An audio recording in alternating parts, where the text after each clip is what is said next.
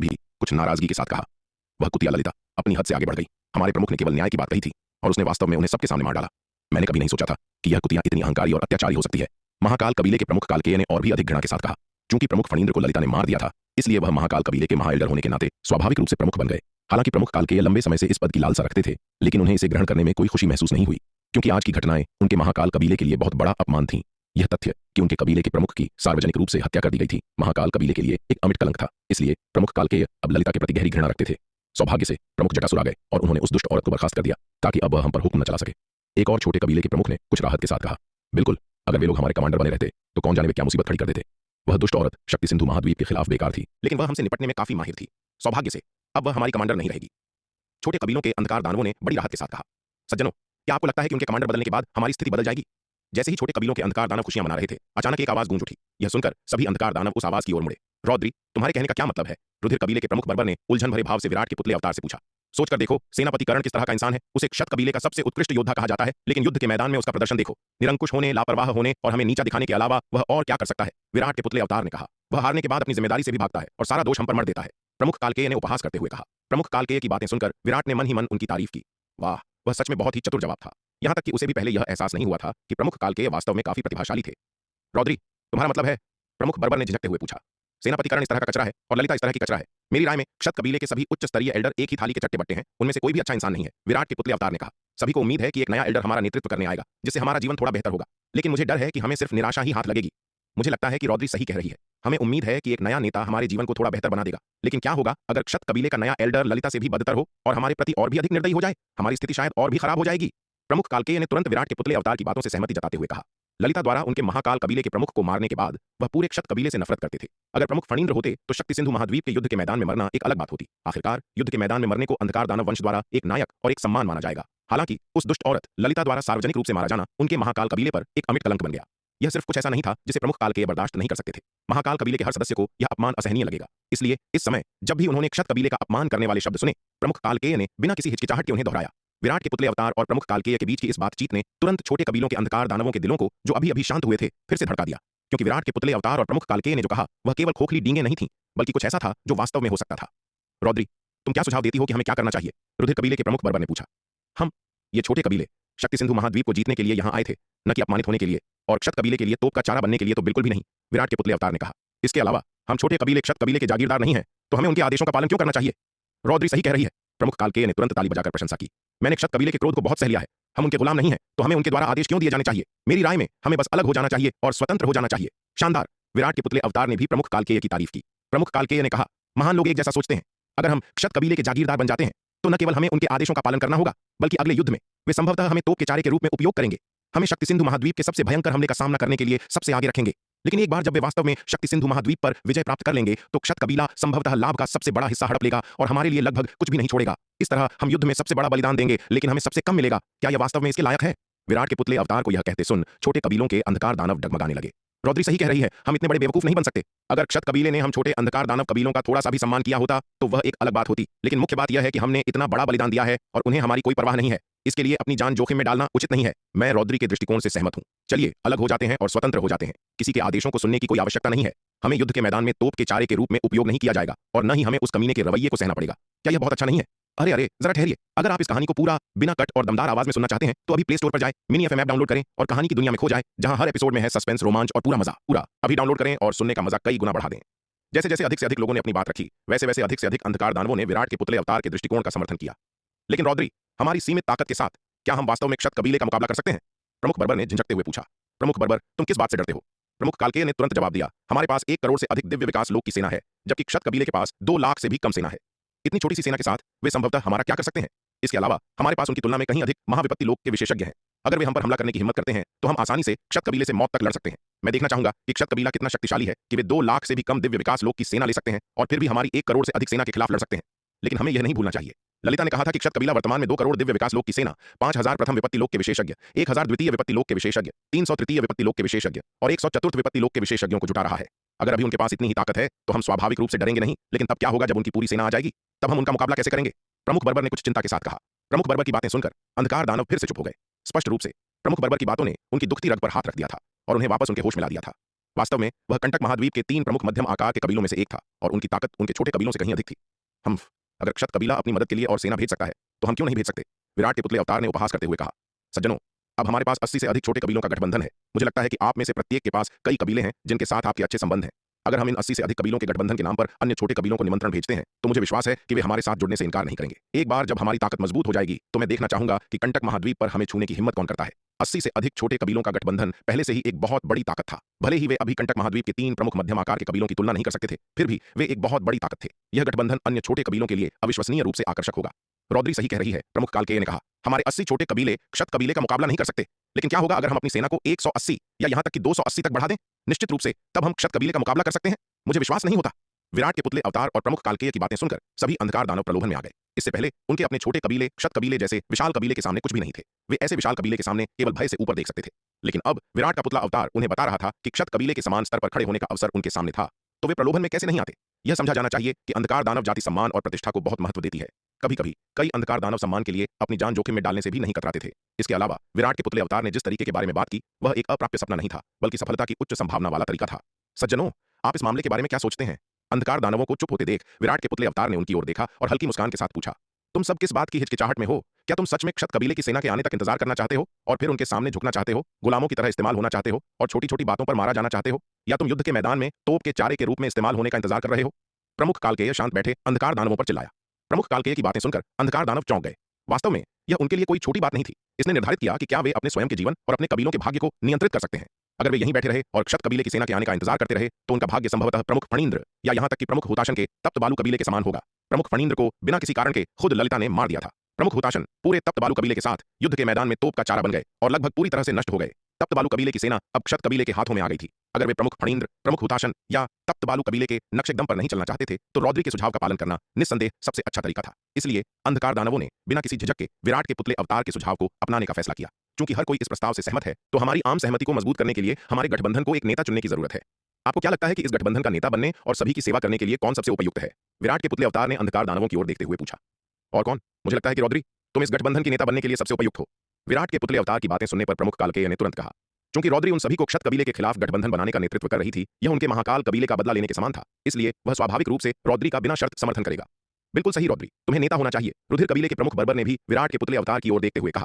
इस घटना से उन्होंने रौद्री के साहस, निडरता, ज्ञान और जिम्मेदारी की भावना को पूरी तरह से देख लिया था। वह अपने दिल की गहराई से रौद्री की प्रशंसा किए बिना नहीं रह सके। उन्हें पहले कैसे पता नहीं चला कि रौद्री इतनी सक्षम थी? ऐसा लगता है कि जब तक कोई महत्वपूर्ण क्षण न आए आप किसी व्यक्ति के वास्तविक स्वभाव को नहीं देख सकते।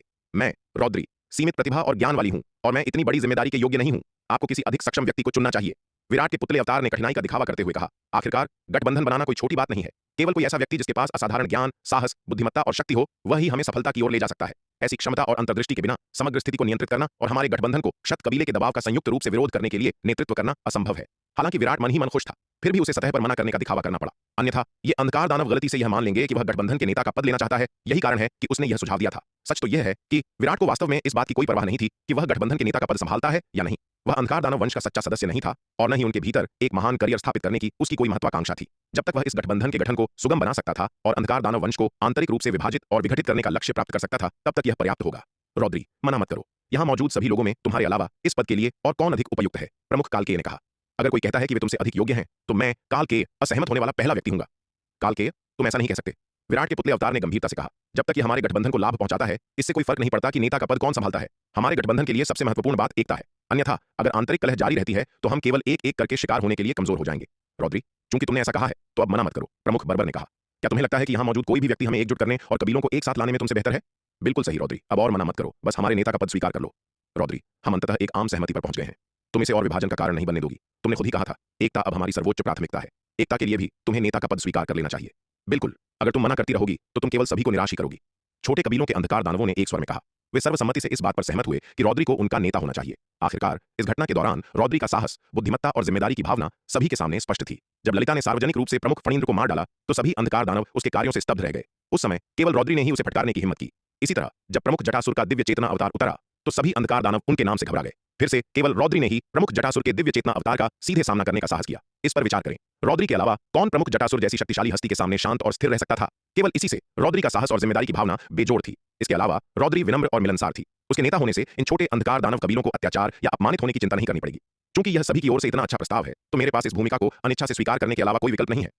ये देखकर कि समय आ गया है, विराट का पुतला अवतार बोल पड़ा। हा हा हा रौद्री, ये हुई ना बात। ओह नहीं, अब हमें तुम्हें गठबंधन का नेता कहना चाहिए। प्रमुख कालकेय जोर से हंसे।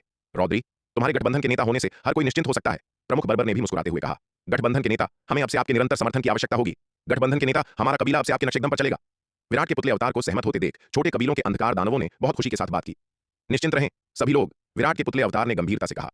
अब जब मैं गठबंधन का नेता बन गया हूं तो मैं स्वाभाविक रूप से पूरे दिल से आप सभी की सेवा करूंगा और आपको क्षत कबीले के उत्पीड़न से बचाऊंगा। चूंकि हम एक आम सहमति पर पहुंच गए हैं तो हमें देरी नहीं करनी चाहिए। चलिए अन्य छोटे कबीलों के साथ एकजुट होने के लिए तुरंत निकलते हैं। अपनी पूरी कोशिश करें। हम जितने अधिक छोटे कबीलों के साथ एकजुट होंगे हमारा गठबंधन उतना ही मजबूत होगा और क्षत कबीला हम पर अत्याचार करने की उतनी ही कम हिम्मत करेगा। हाँ गठबंधन के नेता, छोटे कबीलों के अंधकार दानवों ने एक स्वर में उत्तर दिया। एक और बात, विराट के पुतले अवतार ने आगे कहा, सभी को हमारे गठबंधन को गुप्त रखना चाहिए। इसे चारों ओर न फैलाएं, कहीं ऐसा न हो कि क्षत कबीले को पता चल जाए और वह हस्तक्षेप करे। इस रहस्य को जितने लंबे समय तक गुप्त रखा जाएगा यह हमारे लिए उतना ही अधिक फायदेमंद होगा। यह सुनकर छोटे कबीलों के अंधकार दानवों में सिहरन दौड़ गई। यह सही है, अगर क्षत कबीले को उनके गठबंधन के बारे में पता चला तो वे निश्चित रूप से इसे रोकने का हर संभव प्रयास करेंगे। रौद्री का विचार वास्तव में बहुत गहरा था। हम गठबंधन के नेता के आदेश का पालन करते हैं, अंधकार दानवों ने एक स्वर में कहा। सभी लोग, खोने के लिए समय नहीं है, चलिए तुरंत निकलते हैं। विराट के पुतले अवतार ने अंधकार दानवों की ओर देखा और अपना हाथ हिलाया। इसके साथ वह सबसे आगे चल दिया और स्थानिक मार्ग की ओर बढ़ गया। गठबंधन के नेता रुकिए, प्रमुख कालकेय ने तुरंत पुकारा। कालकेय, क्या तुम कुछ और कहना चाहते हो? प्रमुख कालकेय की पुकार सुनकर विराट का पुतला अवतार रुक गया और उसकी ओर देखते हुए पूछा। गठबंधन के नेता, हमारे गठबंधन के नेता के रूप में आपकी सुरक्षा अत्यंत महत्वपूर्ण है। हम इसे संभाल सकते हैं, आपको व्यक्तिगत रूप से अपना जीवन जोखिम में नहीं डालना चाहिए। प्रमुख कालकेय ने कहा। क्षत कबीला अविश्वसनीय रूप से विश्वासघाती है, हम नहीं चाहते कि उन्हें इस बारे में पता चले और वे छुपकर आप पर हमला करें। अगर आपको कुछ हो जाता है तो यह हमारे नवगठित गठबंधन के लिए एक बहुत बड़ा झटका होगा। बिल्कुल सही, गठबंधन के नेता, सुरक्षा की खातिर आपको यहीं रहना चाहिए। प्रमुख बर्बर ने भी सहमति जताते हुए कहा। इसके अलावा अगर आप कंटक महाद्वीप लौटने से बच सकते हैं तो ऐसा ही करें। स्थानिक मार्ग के प्रतिबंधों के साथ भले ही क्षत कबीले को अंततः पता चल जाए और वह आप पर हमला करना चाहे, वे शक्तिहीन होंगे। भले ही वे अपने गठबंधन को कुछ समय के लिए गुप्त रख सकें, लेकिन वे इसे हमेशा के लिए बिल्कुल नहीं छिपा सकते, क्योंकि जब महाविपत्ति लोक के ये अंधकार दानव अंधकार रसातल को छोड़ेंगे और अन्य छोटे कबीलों के पास जाएंगे तो यह अनिवार्य रूप से क्षत कबीले का ध्यान आकर्षित करेगा। एक बार जब वे जांच करेंगे तो वे अनिवार्य रूप से उनके गठबंधन की खोज कर लेंगे। एक बार जब क्षत कबीले को इसके बारे में पता चल जाएगा तो उनकी पिछली प्रथाओं को देखते हुए यह गारंटी देना मुश्किल है कि वे अपने नेता रौद्री के खिलाफ गुप्त रूप से साजिश नहीं रचेंगे। हाँ नेताजी, आपको यहीं रहना चाहिए और चीजों की देखरेख करनी चाहिए। हमारे जाने के बाद अंधकार रसातल को आपके नेतृत्व की आवश्यकता होगी। इसके अलावा हमारे छोटे कबीलों के सभी पारलौकिक क्षेत्र के अंधकार दानव नहीं जा सकते हैं। एक छोटे से हिस्से को नेता की रक्षा के लिए पीछे रहना चाहिए, कहीं ऐसा न हो कि क्षत कबीला खबर मिलने पर ओछे हथकंडे अपनाए। सभी अंधकार दानवों ने एक स्वर में सुझाव दिया कि विराट का पुतला अवतार पीछे रहे। ठीक है, क्योंकि हर कोई सहमत है तो मेरे पास रहने के अलावा कोई विकल्प नहीं है, विराट के पुतले अवतार ने कहा। तो फिर अन्य कबीलों के साथ एकजुट होने का मामला आप सभी को सौंपा जाता है। सच तो यह है कि एक बार जब उसने कंटक महाद्वीप में प्रवेश कर लिया तो उसके पास क्षत कबीले के पीछा करने से बचने के कई तरीके थे। आखिरकार वह शुरुआत में रौद्री नहीं था। यह पुतला अवतार रौद्री के शरीर से भी नहीं बना था, बल्कि चतुर्थ विपत्ति लोक के एक अन्य अंधकार दानव की लाश से बना था। रौद्री अभी भी तलवार संप्रदाय में जीवित कैद थी। यह पुतला अवतार रौद्री के रूप में, साथ ही अन्य अंधकार दानवों के रूप में भी बदल सकता था, लेकिन चूंकि इन अंधकार दानवों ने सर्वसम्मति से उसे रहने की मांग की थी, इसलिए वह उनकी इच्छाओं के खिलाफ नहीं जा सकता था। गठबंधन के नेता, चिंता मत कीजिए, हम आपको निराश नहीं करेंगे, यह हम पर छोड़ दीजिए। प्रमुख कालकेय ने आत्मविश्वास से उसे आश्वासन दिया। गठबंधन के नेता, आप यहां रुकिए और हमारी खुशखबरी का इंतजार कीजिए, प्रमुख बर्बर ने मुस्कुराते हुए कहा। तुरंत ही छोटे कबीलों के अंधकार दानव अंधकार रसातल से निकल गए और कंटक महाद्वीप पर भैरव कबीले में लौट आए, फिर सभी दिशाओं में फैल गए। छोटे कबीलों के अंधकार दानवों के इस तरह के बड़े पैमाने के अभियान ने स्वाभाविक रूप से क्षत कबीले के अंधकार दानवों का ध्यान आकर्षित किया। इसलिए एल्डर भद्र और सेनापति कर्ण दोनों ने मामले की जांच के लिए लोगों को भेजा। दुर्भाग्य से उन छोटे कबीलों के अंधकार दानव इसके बारे में बहुत ही गुप्त थे और वे उनसे कोई भी उपयोगी जानकारी नहीं निकाल सके। शक्ति सिंधु महाद्वीप, दानव नाशक नगर। विराट ने तृतीय विपत्ति लोक के एक अंधकार दानव की लाश का उपयोग करके तृतीय विपत्ति लोक का एक और अंधकार दानव पुतला अवतार बनाया और फिर चुपचाप अंधकार रसातल की ओर खिसक गया। चूंकि उसे रौद्री की पहचान के तहत उन छोटे कबीलों के अंधकार दानवों ने रुकने के लिए कहा था, इसलिए वह स्वाभाविक रूप से वहां की स्थिति की जांच करने के लिए कंटक महाद्वीप में प्रवेश करने के लिए एक और पुतला अवतार बनाना चाहता था।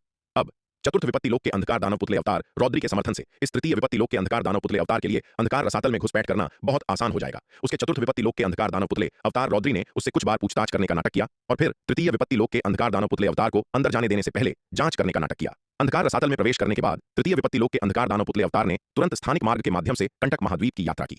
भैरव कबीले में पहुंचने पर तृतीय विपत्ति लोक का अंधकार दानव पुतला अवतार वहां नहीं रुका और तुरंत एक दिशा में निकल पड़ा। एक बार भैरव कबीले से दूर होने के बाद तृतीय विपत्ति लोक के अंधकार दानव पुतले अवतार ने एक एकांत स्थान ढूंढा और शक्ति सिंधु महाद्वीप से जुड़ने वाला एक स्थानिक स्थानांतरण व्यूह स्थापित करना शुरू कर दिया। इस बिंदु पर उसे कंटक महाद्वीप पर हमले के लिए पहले से तैयारी करने की भी आवश्यकता थी। कंटक महाद्वीप के अंधकार दानवों ने शक्ति सिंधु महाद्वीप पर इतनी बार हमला किया है, अब समय आ गया है कि वे खुद पर हमला होने की कड़वाहट का स्वाद चखें। विराट के तृतीय विपत्ति लोक के अंधकार दानव पुतले अवतार का इस बार कंटक महाद्वीप में प्रवेश करने का प्राथमिक उद्देश्य इसके इलाके का सर्वेक्षण करना और पूरे महाद्वीप में स्थानिक स्थानांतरण व्यूह स्थापित करना था। यह तृतीय विपत्ति लोक का अंधकार दानव पुतला अवतार स्थानिक स्थानांतरण व्यूह स्थापित करने के लिए बड़ी मात्रा में सामग्री ले जा रहा था। हालांकि विराट ने रौद्री और कई अन्य महाविपत्ति लोक के अंधकार दानवों की आत्मा की खोज की थी, जिससे उसे कंटक महाद्वीप की अच्छी खासी समझ हो गई थी। लेकिन ये महाविपत्ति लोक के अंधकार दानव आखिरकार छोटे कबीलों से थे। कंटक महाद्वीप के बारे में उनकी समझ एक हिस्से तक ही सीमित थी। यह बहुत व्यापक होने से कोसों दूर था, यहां तक कि उनके पास एक पूरा नक्शा भी नहीं था। कंटक महाद्वीप की अधिक व्यापक समझ हासिल करने के लिए विराट के पास व्यक्तिगत रूप से इसका पता लगाने के लिए एक पुतला अवतार भेजने के अलावा कोई विकल्प नहीं था। अंधकार दानव वंश का यह पुतला अवतार तृतीय विपत्ति लोक में कंटक महाद्वीप की खोज और मानचित्रण कर रहा था और पूरे क्षेत्र में स्थानिक स्थानांतरण व्यूह स्थापित कर रहा था। इन कई स्थानिक स्थानांतरण व्यूहों के साथ शक्ति सिंधु महाद्वीप कंटक महाद्वीप पर कभी भी कहीं भी हमला कर सकता था। इसके अलावा यह आवश्यकता के अनुसार हमला करने और बचाव करने में सक्षम होगा और स्थानिक स्थानांतरण व्यूहों का उपयोग करके युद्ध के तुरंत बाद पीछे हट सकेगा। विराट के दो पुतले अवतार दो अलग अलग जगहों पर काम कर रहे थे। एक अंधकार रसातल में तैनात था, रौद्री के रूप में काम कर रहा था और एक छोटे अंधकार दानव कबीले का नेता बन गया था। दूसरे ने कंटक महाद्वीप में प्रवेश कर लिया था, खोज कर रहा था और स्थानिक स्थानांतरण व्यूह स्थापित कर रहा था। इस बीच शक्ति सिंधु महाद्वीप के दानव नाशक नगर में विराट का मुख्य शरीर हाल ही में अंधकार पर्वत में शक्ति सिंधु महाद्वीप और महाविपत्ति लोक के अंधकार दानव वंश की टीमों के बीच हुई लड़ाई के परिणामों की समीक्षा कर रहा था। अब जब ललिता को उसने छाया दर्पण के माध्यम से हेरफेर कर लिया है, जिससे उसके और छोटे अंधकार दानव कबीले के बीच संघर्ष पैदा हो गया है, तो उसके पिछले आदेश अनिवार्य रूप से अमान्य हो गए हैं। महाविपत्ति लोक के वे अंधकार दानव जो अंधकार पर्वत से बाहर निकलने की कोशिश कर रहे थे, वे सभी अंधकार रसातल में वापस आ गए हैं। महाविपत्ति लोक की अंधकार दानव टीमों के पीछे हटने के बाद विराट ने स्वाभाविक रूप से शक्ति सिंधु महाद्वीप के महाविपत्ति लोक के विशेषज्ञों को भी लौटने का आदेश दिया। अब उसका चतुर्थ विपत्ति लोक का अंधकार दानव पुतला अवतार रौद्री की पहचान के तहत छोटे कबीले का नेता बन गया है और अंधकार रसातल की स्थिति पर उसका पूरा नियंत्रण है। अंधकार दानवों की किसी भी हलचल से उसका बचना मुश्किल होगा, इसलिए शक्ति सिंधु महाद्वीप के इन महाविपत्ति लोक के विशेषज्ञों को लगातार अंधकार पर्वत पर गश्त करने की कोई आवश्यकता नहीं है। इन महाविपत्ति लोक के विशेषज्ञों के लौटने के बाद विराट ने इस अवधि के दौरान अंधकार पर्वत में उनकी उपलब्धियों की गणना शुरू कर दी। जायजा लेने के बाद विराट ने पाया कि इस अवधि के दौरान समूह की उपलब्धियां वास्तव में काफी थीं। कुल मिलाकर उन्होंने 600 प्रथम विपत्ति लोक के अंधकार दानवों, 150 द्वितीय विपत्ति लोक के अंधकार दानवों, 35 तृतीय विपत्ति लोक के अंधकार दानवों और 15 चतुर्थ विपत्ति लोक के अंधकार दानवों को मार डाला था। इसके अलावा लड़ाइयों की छोटे पैमाने की प्रकृति के कारण इन विपत्ति लोक के अंधकार दानवों की अधिकांश लाशें अपेक्षाकृत अच्छी तरह से संरक्षित थीं। पिछले महायुद्ध की लूट को जोड़ते हुए विराट के पास अब 1300 अपेक्षाकृत अखंड प्रथम विपत्ति लोक के अंधकार दानवों की लाशें, 350 द्वितीय विपत्ति लोक के अंधकार दानवों की लाशें, 85 तृतीय विपत्ति लोक के अंधकार दानवों की लाशें और 30 चतुर्थ विपत्ति लोक के अंधकार दानवों की लाशें थीं। अगर इन सभी विपत्ति लोक के अंधकार दानवों की लाशों को अंधकार दानव पुतलों में परिष्कृत किया जाता तो शक्ति सिंधु महाद्वीप की शक्ति नाटकीय रूप से बढ़ जाती। इसलिए विराट का स्वर्ण ड्रैगन अवतार अन्य सभी मामलों को एक तरफ रखते हुए अनंत परम मीनार के दूसरे स्तर में अपना समय और ऊर्जा केंद्रित करता है और केवल इन पारलौकिक क्षेत्र के अंधकार दानव वंश के पुतलों को परिष्कृत करने पर ध्यान केंद्रित करता है। इस बीच विराट का मुख्य शरीर अपनी दिव्य चेतना को हुए नुकसान से उबरने के लिए साधना पर केंद्रित था। मूल रूप से जब उसने चतुर्थ विपत्ति लोक के अंधकार दानव वंश के पुतले अवतार को परिष्कृत करने के लिए अपनी दिव्य चेतना के एक हिस्से को अलग किया था, तो इससे उसकी चेतना को पहले ही काफी नुकसान हो चुका था। अब तृतीय विपत्ति लोक के अंधकार दानव वंश के पुतले अवतार को परिष्कृत करने के लिए एक और हिस्सा अलग करने से उसकी चोटें और भी बढ़ गईं। इतनी सारी दिव्य चेतनाओं के क्रमिक अलगाव ने विराट के मुख्य शरीर को अत्यंत कमजोर स्थिति में छोड़ दिया। उसे एकांत में जाकर साधना करने और अपनी चेतना को हुए नुकसान से जल्द उबरने की आवश्यकता थी। अन्यथा अगर शक्ति सिंधु महाद्वीप पर कोई अप्रत्याशित घटना होती है तो उसके मुख्य शरीर के लिए इसका सामना करना मुश्किल हो जाएगा। उसकी दिव्य चेतना को हुए गंभीर नुकसान का उसकी ताकत पर महत्वपूर्ण प्रभाव पड़ा। आखिरकार इस समय विराट का सबसे शक्तिशाली तुर्क का पत्ता दिव्य पंख तलवार व्यूह है। हालांकि उसकी चेतना में लगी चोट उसे इसका उपयोग करने से रोकती है और यहां तक कि उसकी शारीरिक शक्ति भी चेतना के नुकसान से काफी कमजोर हो गई है। अनिश्चितता के कारण भले ही शक्ति सिंधु महाद्वीप और अंधकार दानव वंश के बीच युद्ध अस्थायी रूप से समाप्त हो गया है, विराट अभी भी आराम करने में संकोच कर रहा है। उसका स्वर्ण ड्रैगन अवतार शिखा शर्मा की खोज के लिए सप्त खड्ग अमर भवन में प्रवेश करने की हिम्मत नहीं करता है। अगर उसका स्वर्ण ड्रैगन अवतार शिखा शर्मा की खोज करते समय सप्त खड्ग अमर भवन में फंस जाता है और उसका मुख्य शरीर अपनी चेतना की चोट के कारण स्थिति का प्रबंधन करने में असमर्थ है, तो शक्ति सिंधु महाद्वीप पर किसी भी अप्रत्याशित घटना के विनाशकारी परिणाम होंगे। इसलिए विराट के पास शिखा शर्मा को खोजने के लिए सप्त खड्ग अमर भवन में प्रवेश करने की अपनी योजना को अस्थायी रूप से टालने के अलावा कोई विकल्प नहीं है। कम से कम उसे तब तक इंतजार करना होगा जब तक कि उसका स्वर्ण ड्रैगन अवतार महाविपत्ति लोक में सभी अंधकार दानव वंश के पुतलों को परिष्कृत करना समाप्त नहीं कर लेता और जब तक कि उसके मुख्य शरीर की चेतना की चोटें पूरी तरह से ठीक नहीं हो जाती, इससे पहले कि उसका स्वर्ण ड्रैगन अवतार सुरक्षित रूप से सप्त खड्ग अमर भवन में प्रवेश कर सके। हालांकि विराट सप्त खड्ग अमर भवन में शिखा शर्मा की स्थिति के बारे में चिंतित था, लेकिन वह शिखा शर्मा के मामलों के कारण शक्ति सिंधु महाद्वीप की सुरक्षा की उपेक्षा नहीं कर सकता था। अबू शक्ति सिंधु महाद्वीप, दक्षिणी महाद्वीप, खजाना विभाग का युद्ध गुण भवन। नीलिमा और माया एक पत्थर की दीवार के सामने खड़ी थीं और दीवार पर चमकते पर्दे पर उनके पीछे लिखे नामों और नंबरों की पंक्तियों को देख रही थीं। उनके चेहरों पर अविश्वास था। अरे माधवी बिहान, क्या तुमने इस युद्ध गुण सूची में युद्ध के गुणों की गणना करने में कोई गलती की है? कुछ देर तक पत्थर की दीवार को देखने के बाद नीलिमा और माया माधवी बिहान से पूछे बिना नहीं रह सकीं। माधवी बिहान खजाना विभाग में युद्ध गुणों के आंकड़ों और गणना की प्रभारी व्यक्ति थीं। हालांकि माधवी बिहान अनन्या की तरह तलवार संप्रदाय के सप्त शिखर की सीधी शिष्या नहीं थीं, लेकिन वह बहुत पहले ही तलवार संप्रदाय में शामिल हो गई थीं। अरे अरे जरा ठहरिए, अगर आप इस कहानी को पूरा बिना कट और दमदार आवाज में सुनना चाहते हैं तो अभी प्ले स्टोर पर जाए, मिनी एफएम ऐप डाउनलोड करें और कहानी की दुनिया में खो जाए, जहां हर एपिसोड में है सस्पेंस, रोमांच और पूरा मजा। अभी डाउनलोड करें और सुनने का मजा कई गुना बढ़ा दें और कहानी की दुनिया में खो जाए, जहां हर एपिसोड में है सस्पेंस, रोमांच और पूरा मजा। अभी डाउनलोड करें और सुनने का मजा कई गुना बढ़ा दें। से छिपा है, किसी भी कीमत पर हमें शक्ति सिंधु महाद्वीप पर कब्जा करना ही होगा। तो शक्ति सिंधु महाद्वीप पर आक्रमण करने के लिए हमें कितनी सेना भेजनी चाहिए? चौथे एल्डर अकाल ने भी सतर्कता से पूछा। अकाल, प्रमुख जटासुर ने उसकी ओर मुड़कर भारी आवाज में कहा। प्रमुख जटासुर का सख्त आदेश सुन के आगे लिखे अंकों की कतारों को देखकर उनके चेहरे पर अविश्वास के भाव थे। अरे माधवी बिहान, क्या तुमने इस युद्ध गुण सूची में युद्ध के गुणों की गणना करने में कोई गलती की है? कुछ देर तक पत्थर की दीवार को घूरने के बाद नन्ही चिड़िया और माया ने माधवी बिहान से पूछ ही लिया। माधवी बिहान खजाना विभाग में युद्ध के गुणों के आंकड़े जुटाने और उनकी गणना करने की प्रभारी थीं। हालांकि माधवी बिहान तलवार संप्रदाय के सप्त शिखर की अनन्या की तरह कोई मुख्य शिष्या नहीं थी, लेकिन वह बहुत पहले ही तलवार संप्रदाय में शामिल हो गई थी। उस समय जब तलवार संप्रदाय अब भी कमजोर था, तब वान्या और अनवी छुपकर बाहर खेलने गई थीं, और वहीं उनकी मुलाकात माधवी बिहान से हुई थी। उस समय माधवी बिहान का मणिमंडप एक बड़े संकट का सामना कर रहा था। माधवी बिहान, वान्या और अनवी ने एक दूसरे का सुख दुख में साथ दिया था, और उनके बीच एक बहुत ही गहरा और मजबूत रिश्ता बन गया था। यही कारण था कि तलवार संप्रदाय में शामिल होने के बाद वान्या और अनवी के साथ अपने संबंधों के कारण माधवी बिहान ने शालिनी का विश्वास जीत लिया और खजाना विभाग में शालिनी की एक बेहद काबिल सहायक बन गई। हालांकि माधवी बिहान की जन्मजात प्रतिभा सामान्य ही थी, फिर भी वह तलवार संप्रदाय में एक ऐसी हस्ती थी जिनसे कोई भी उलझने की हिम्मत नहीं करता था। तलवार संप्रदाय के कई योद्धा जब अपने युद्ध के गुणों की गणना करवाने खजाना विभाग आते थे, तो वे उनके साथ अत्यंत सम्मान से पेश आते थे और जरा भी अनादर करने की जरूरत नहीं करते थे। केवल नन्ही चिड़िया, जो निडर थी और तलवार संप्रदाय में अपनी मनमानी करने की आदी थी, वही माधवी बिहान पर चिल्लाने और उनसे सवाल जवाब करने की हिम्मत कर सकती थी। नीलिमा जी, इस सूची में दर्ज किए गए सभी युद्ध गुणों की बहुत ही बारीकी से गणना की गई है। इसमें बिल्कुल भी कोई गलती नहीं है। नीलिमा जी, कृपया निश्चिंत रहें। नन्ही चिड़िया का सवाल सुनकर माधवी बिहान ने तुरंत जवाब दिया। सच में गणना में कोई गलती नहीं है? नन्ही चिड़िया ने अभी भी शक भरे लहजे में पूछा। क्या उस मूर्ख बाघ के युद्ध के गुण सच में इतने ज्यादा हैं? जब उसने शार्दुल के युद्ध गुणों को देखा तो नन्ही चिड़िया को अपनी आंखों पर विश्वास ही नहीं हुआ। उस मूर्ख बाघ के युद्ध के गुण सच में बहुत ज्यादा थे, जो बाकी सभी से कोसों आगे थे। शार्दुल की तुलना में उसके अपने युद्ध गुण तो बस नाम मात्र के थे। हालांकि उसके अपने युद्ध गुण भी सूची में शीर्ष 10 में शामिल थे, लेकिन उसके और शार्दुल के बीच का अंतर इतना विशाल था कि मापा नहीं जा सकता था। अकेले उसकी अपनी युद्ध उपलब्धियों की तो बात ही छोड़िए, नन्ही चिड़िया और माया की कुल उपलब्धियां मिलकर भी शार्दुल की उपलब्धियों के 10वें हिस्से के बराबर भी नहीं थीं। इस भारी अंतर ने नन्ही चिड़िया को पूरी तरह से उलझन में डाल दिया था और वह अपने वजूद पर ही सवाल उठाने लगी थी। इसलिए गहरी निराशा के बाद वह खुद को रोक नहीं पाई और माधवी बिहान से सवाल करने दौड़ पड़ी। यह सच है, शार्दुल स्वामी की युद्ध उपलब्धियां दूसरों से कहीं ज्यादा हैं, यह एक अटल सत्य है, माधवी बिहान ने अत्यंत प्रशंसा भरे स्वर में कहा। उसने शार्दुल को शार्दुल स्वामी इसलिए नहीं कहा क्योंकि शार्दुल ने उसके साथ कोई जोर जबरदस्ती की थी। आखिरकार हालांकि शार्दुल ने तलवार संप्रदाय और शक्ति सिंधु महाद्वीप में कई लोगों को डराया धमकाया था, लेकिन उसके निशाने पर ज्यादातर शक्ति सिंधु महाद्वीप के शीर्ष विशेषज्ञ होते थे, जिनमें से अधिकांश पुरुष थे। शार्दुल आमतौर पर कमजोर योद्धाओं या महिलाओं पर हमला करना अपनी शान के खिलाफ समझता था, क्योंकि शार्दुल का मानना था कि कमजोरों को सताना एक स्वामी के रुतबे को शोभा नहीं देता। अगर उसे अपनी ताकत दिखानी ही है तो वह स्वाभाविक रूप से सबसे मजबूत को ही चुनेगा। इसके अलावा खजाना विभाग शालिनी का क्षेत्र था। शार्दुल चाहे कितना भी निडर क्यों न हो, वह शालिनी के इलाके में कोई परेशानी खड़ी करने की हिम्मत नहीं करेगा। वह जानता था कि शालिनी से पंगा लेना उसके मालिक के बस की भी बात नहीं थी, उसकी तो औकात ही क्या थी। इसलिए शार्दुल हमेशा खजाना विभाग के लोगों के साथ बहुत ही सम्मान से पेश आता था। माधवी बिहान ने शार्दुल को शार्दुल स्वामी केवल उसके प्रति अपनी प्रशंसा के कारण कहा था, और क्योंकि उसने दूसरों को उसे इस नाम से बुलाते देखा था, तो उसने भी यही तरीका अपना लिया। शार्दुल के सुस्त और अनाड़ी से दिखने वाले बाहरी रूप पर मत जाइए। तलवार संप्रदाय के भीतर उसके काफी प्रशंसक हैं। ऐसा इसलिए है क्योंकि शार्दुल युद्ध के मैदान में अविश्वसनीय रूप से बहादुर है और उसकी उपलब्धियां पूरी तरह से दूसरों को पीछे छोड़ देती हैं। ऐसे नामी शूरवीर की कोई प्रशंसा कैसे नहीं करेगा? हालांकि दूसरों को जबरन अपना चेला बनाने की शार्दुल की आदत कोई बहुत अच्छी नहीं है, लेकिन उसकी अपार ख्याति के सामने यह छोटी सी खामी छुप जाती है। माधवी बिहान की बातें सुनकर नन्ही चिड़िया और भी ज्यादा चिढ़ गई। अरे माधवी बिहान, तुम भी उस मूर्ख बाघ को शार्दुल स्वामी कैसे कह सकती हो? नन्ही चिड़िया ने माधवी बिहान को घूरते हुए कहा और खुद को रोक नहीं पाई। क्या उस मूर्ख बाघ ने तुम्हें उसे ऐसा कहने के लिए मजबूर किया है? मुझे बताओ, मैं तुम्हारे लिए खड़ी होऊंगी। नहीं नहीं नीलिमा जी, कृपया गलत मत समझिए। शार्दुल स्वामी मेरे साथ हमेशा बहुत अच्छे रहे हैं। उन्होंने मुझे कभी परेशान नहीं किया। मैंने बस दूसरों को उन्हें ऐसा कहते सुना, इसलिए मैं भी वैसा ही कहने लगी। माधवी बिहान ने जल्दी से सफाई दी। इसके अलावा शार्दुल स्वामी जैसे शूरवीर इसी उपाधि के हकदार हैं। माधवी बिहान की बातें सुनकर और शार्दुल का जिक्र करते समय उसके चेहरे पर पूरी तरह से प्रशंसा के भाव देखकर नन्ही चिड़िया गुस्से से और भी ज्यादा लाल हो गई। माया, चलो यहां से। नन्ही चिड़िया अब वहां और नहीं रुक सकती थी और उसने अपने बगल में खड़ी माया की ओर अपने पंख फड़फड़ाए। मुख्य भवन में शार्दुल के नाम के पीछे युद्ध उपलब्धियों की वह चौंका देने वाली संख्या देखकर उसके दिल में एक कसक सी उठ रही थी। हालांकि वह यह भी जानती थी कि खजाना विभाग युद्ध के गुणों के आंकड़े जुटाने और गणना करने में बहुत ही सख्त था, जिसमें गलती की गुंजाइश न के बराबर थी। इसलिए कुछ सवाल पूछने के बाद वह आगे की किसी भी परेशानी से बचने के लिए माया को वहां से खींच ले गई। नीलिमा, अब हम क्या करें? खजाना विभाग से बाहर आने के बाद माया ने नन्ही चिड़िया की ओर देखा और कहा, अब भले ही हम अपनी सारी कमाई को युद्ध गुणों में बदल दें, मुझे डर है कि हम उस मूर्ख बाघ की बराबरी नहीं कर पाएंगे। इस बार शार्दुल के युद्ध गुण सच में चौंकाने वाले थे।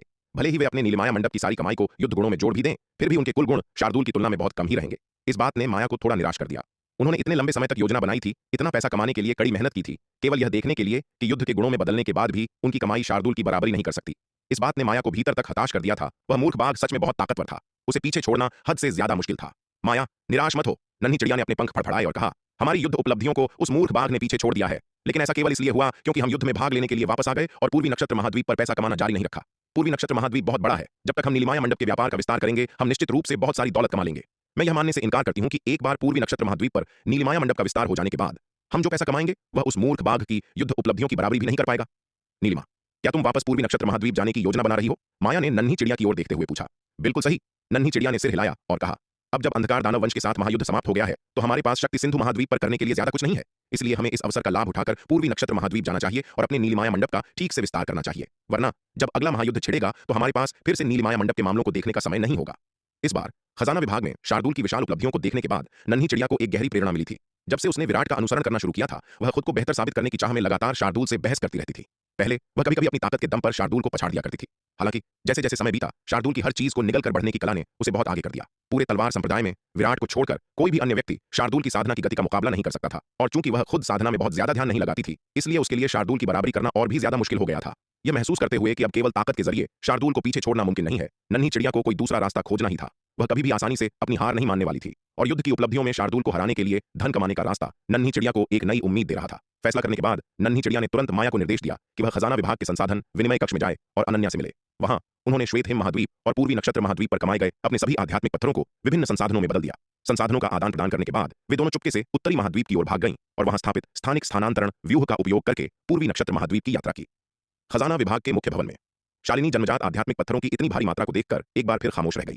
वह माया की इस दरियादिली से सच में हैरान थी। ऐसा लगता था जैसे माया के पास जन्मजात आध्यात्मिक पत्थरों का कोई ऐसा भंडार था जो कभी खत्म ही नहीं होता था, और वह एक के बाद एक कई खेप ला रही थी। दरअसल अंधकार दानव वंश के खिलाफ लड़ाई में तलवार संप्रदाय को भारी नुकसान उठाना पड़ा था, जिससे खजाना विभाग के संसाधन लगभग खत्म हो गए थे, खासकर आध्यात्मिक पत्थर जिनकी लागत करीब 1 खरब तक पहुंच गई थी। इस कारण खजाना विभाग के पास आध्यात्मिक पत्थरों का भंडार काफी हद तक कम हो गया था। हालांकि बाकी संसाधनों को इस्तेमाल होने के बाद फिर से भरा जा सकता था, लेकिन आध्यात्मिक पत्थरों के इस भारी नुकसान की भरपाई करना बहुत ही मुश्किल काम था। शालिनी इस बात को लेकर काफी चिंतित थी, लेकिन जैसे ही वह आध्यात्मिक पत्थरों के बारे में सोच विचार कर रही थी, ठीक उसी समय माया ने उसे जन्मजात आध्यात्मिक पत्थरों की एक बहुत बड़ी खेप भेज दी। जब भी खजाना विभाग में आध्यात्मिक पत्थरों की कमी होती थी, माया ठीक समय पर मदद के लिए आगे आती थी और उसकी सबसे बड़ी समस्या को सुलझा देती थी। हालांकि शालिनी यह नहीं जानती थी कि माया को इतने सारे जन्मजात आध्यात्मिक पत्थर कहां से मिलते हैं, लेकिन वह सच में उसकी बहुत आभारी थी। अगर माया नहीं होती तो खजाना विभाग आध्यात्मिक पत्थरों की कमी के कारण अब तक गंभीर संकट में पड़ चुका होता।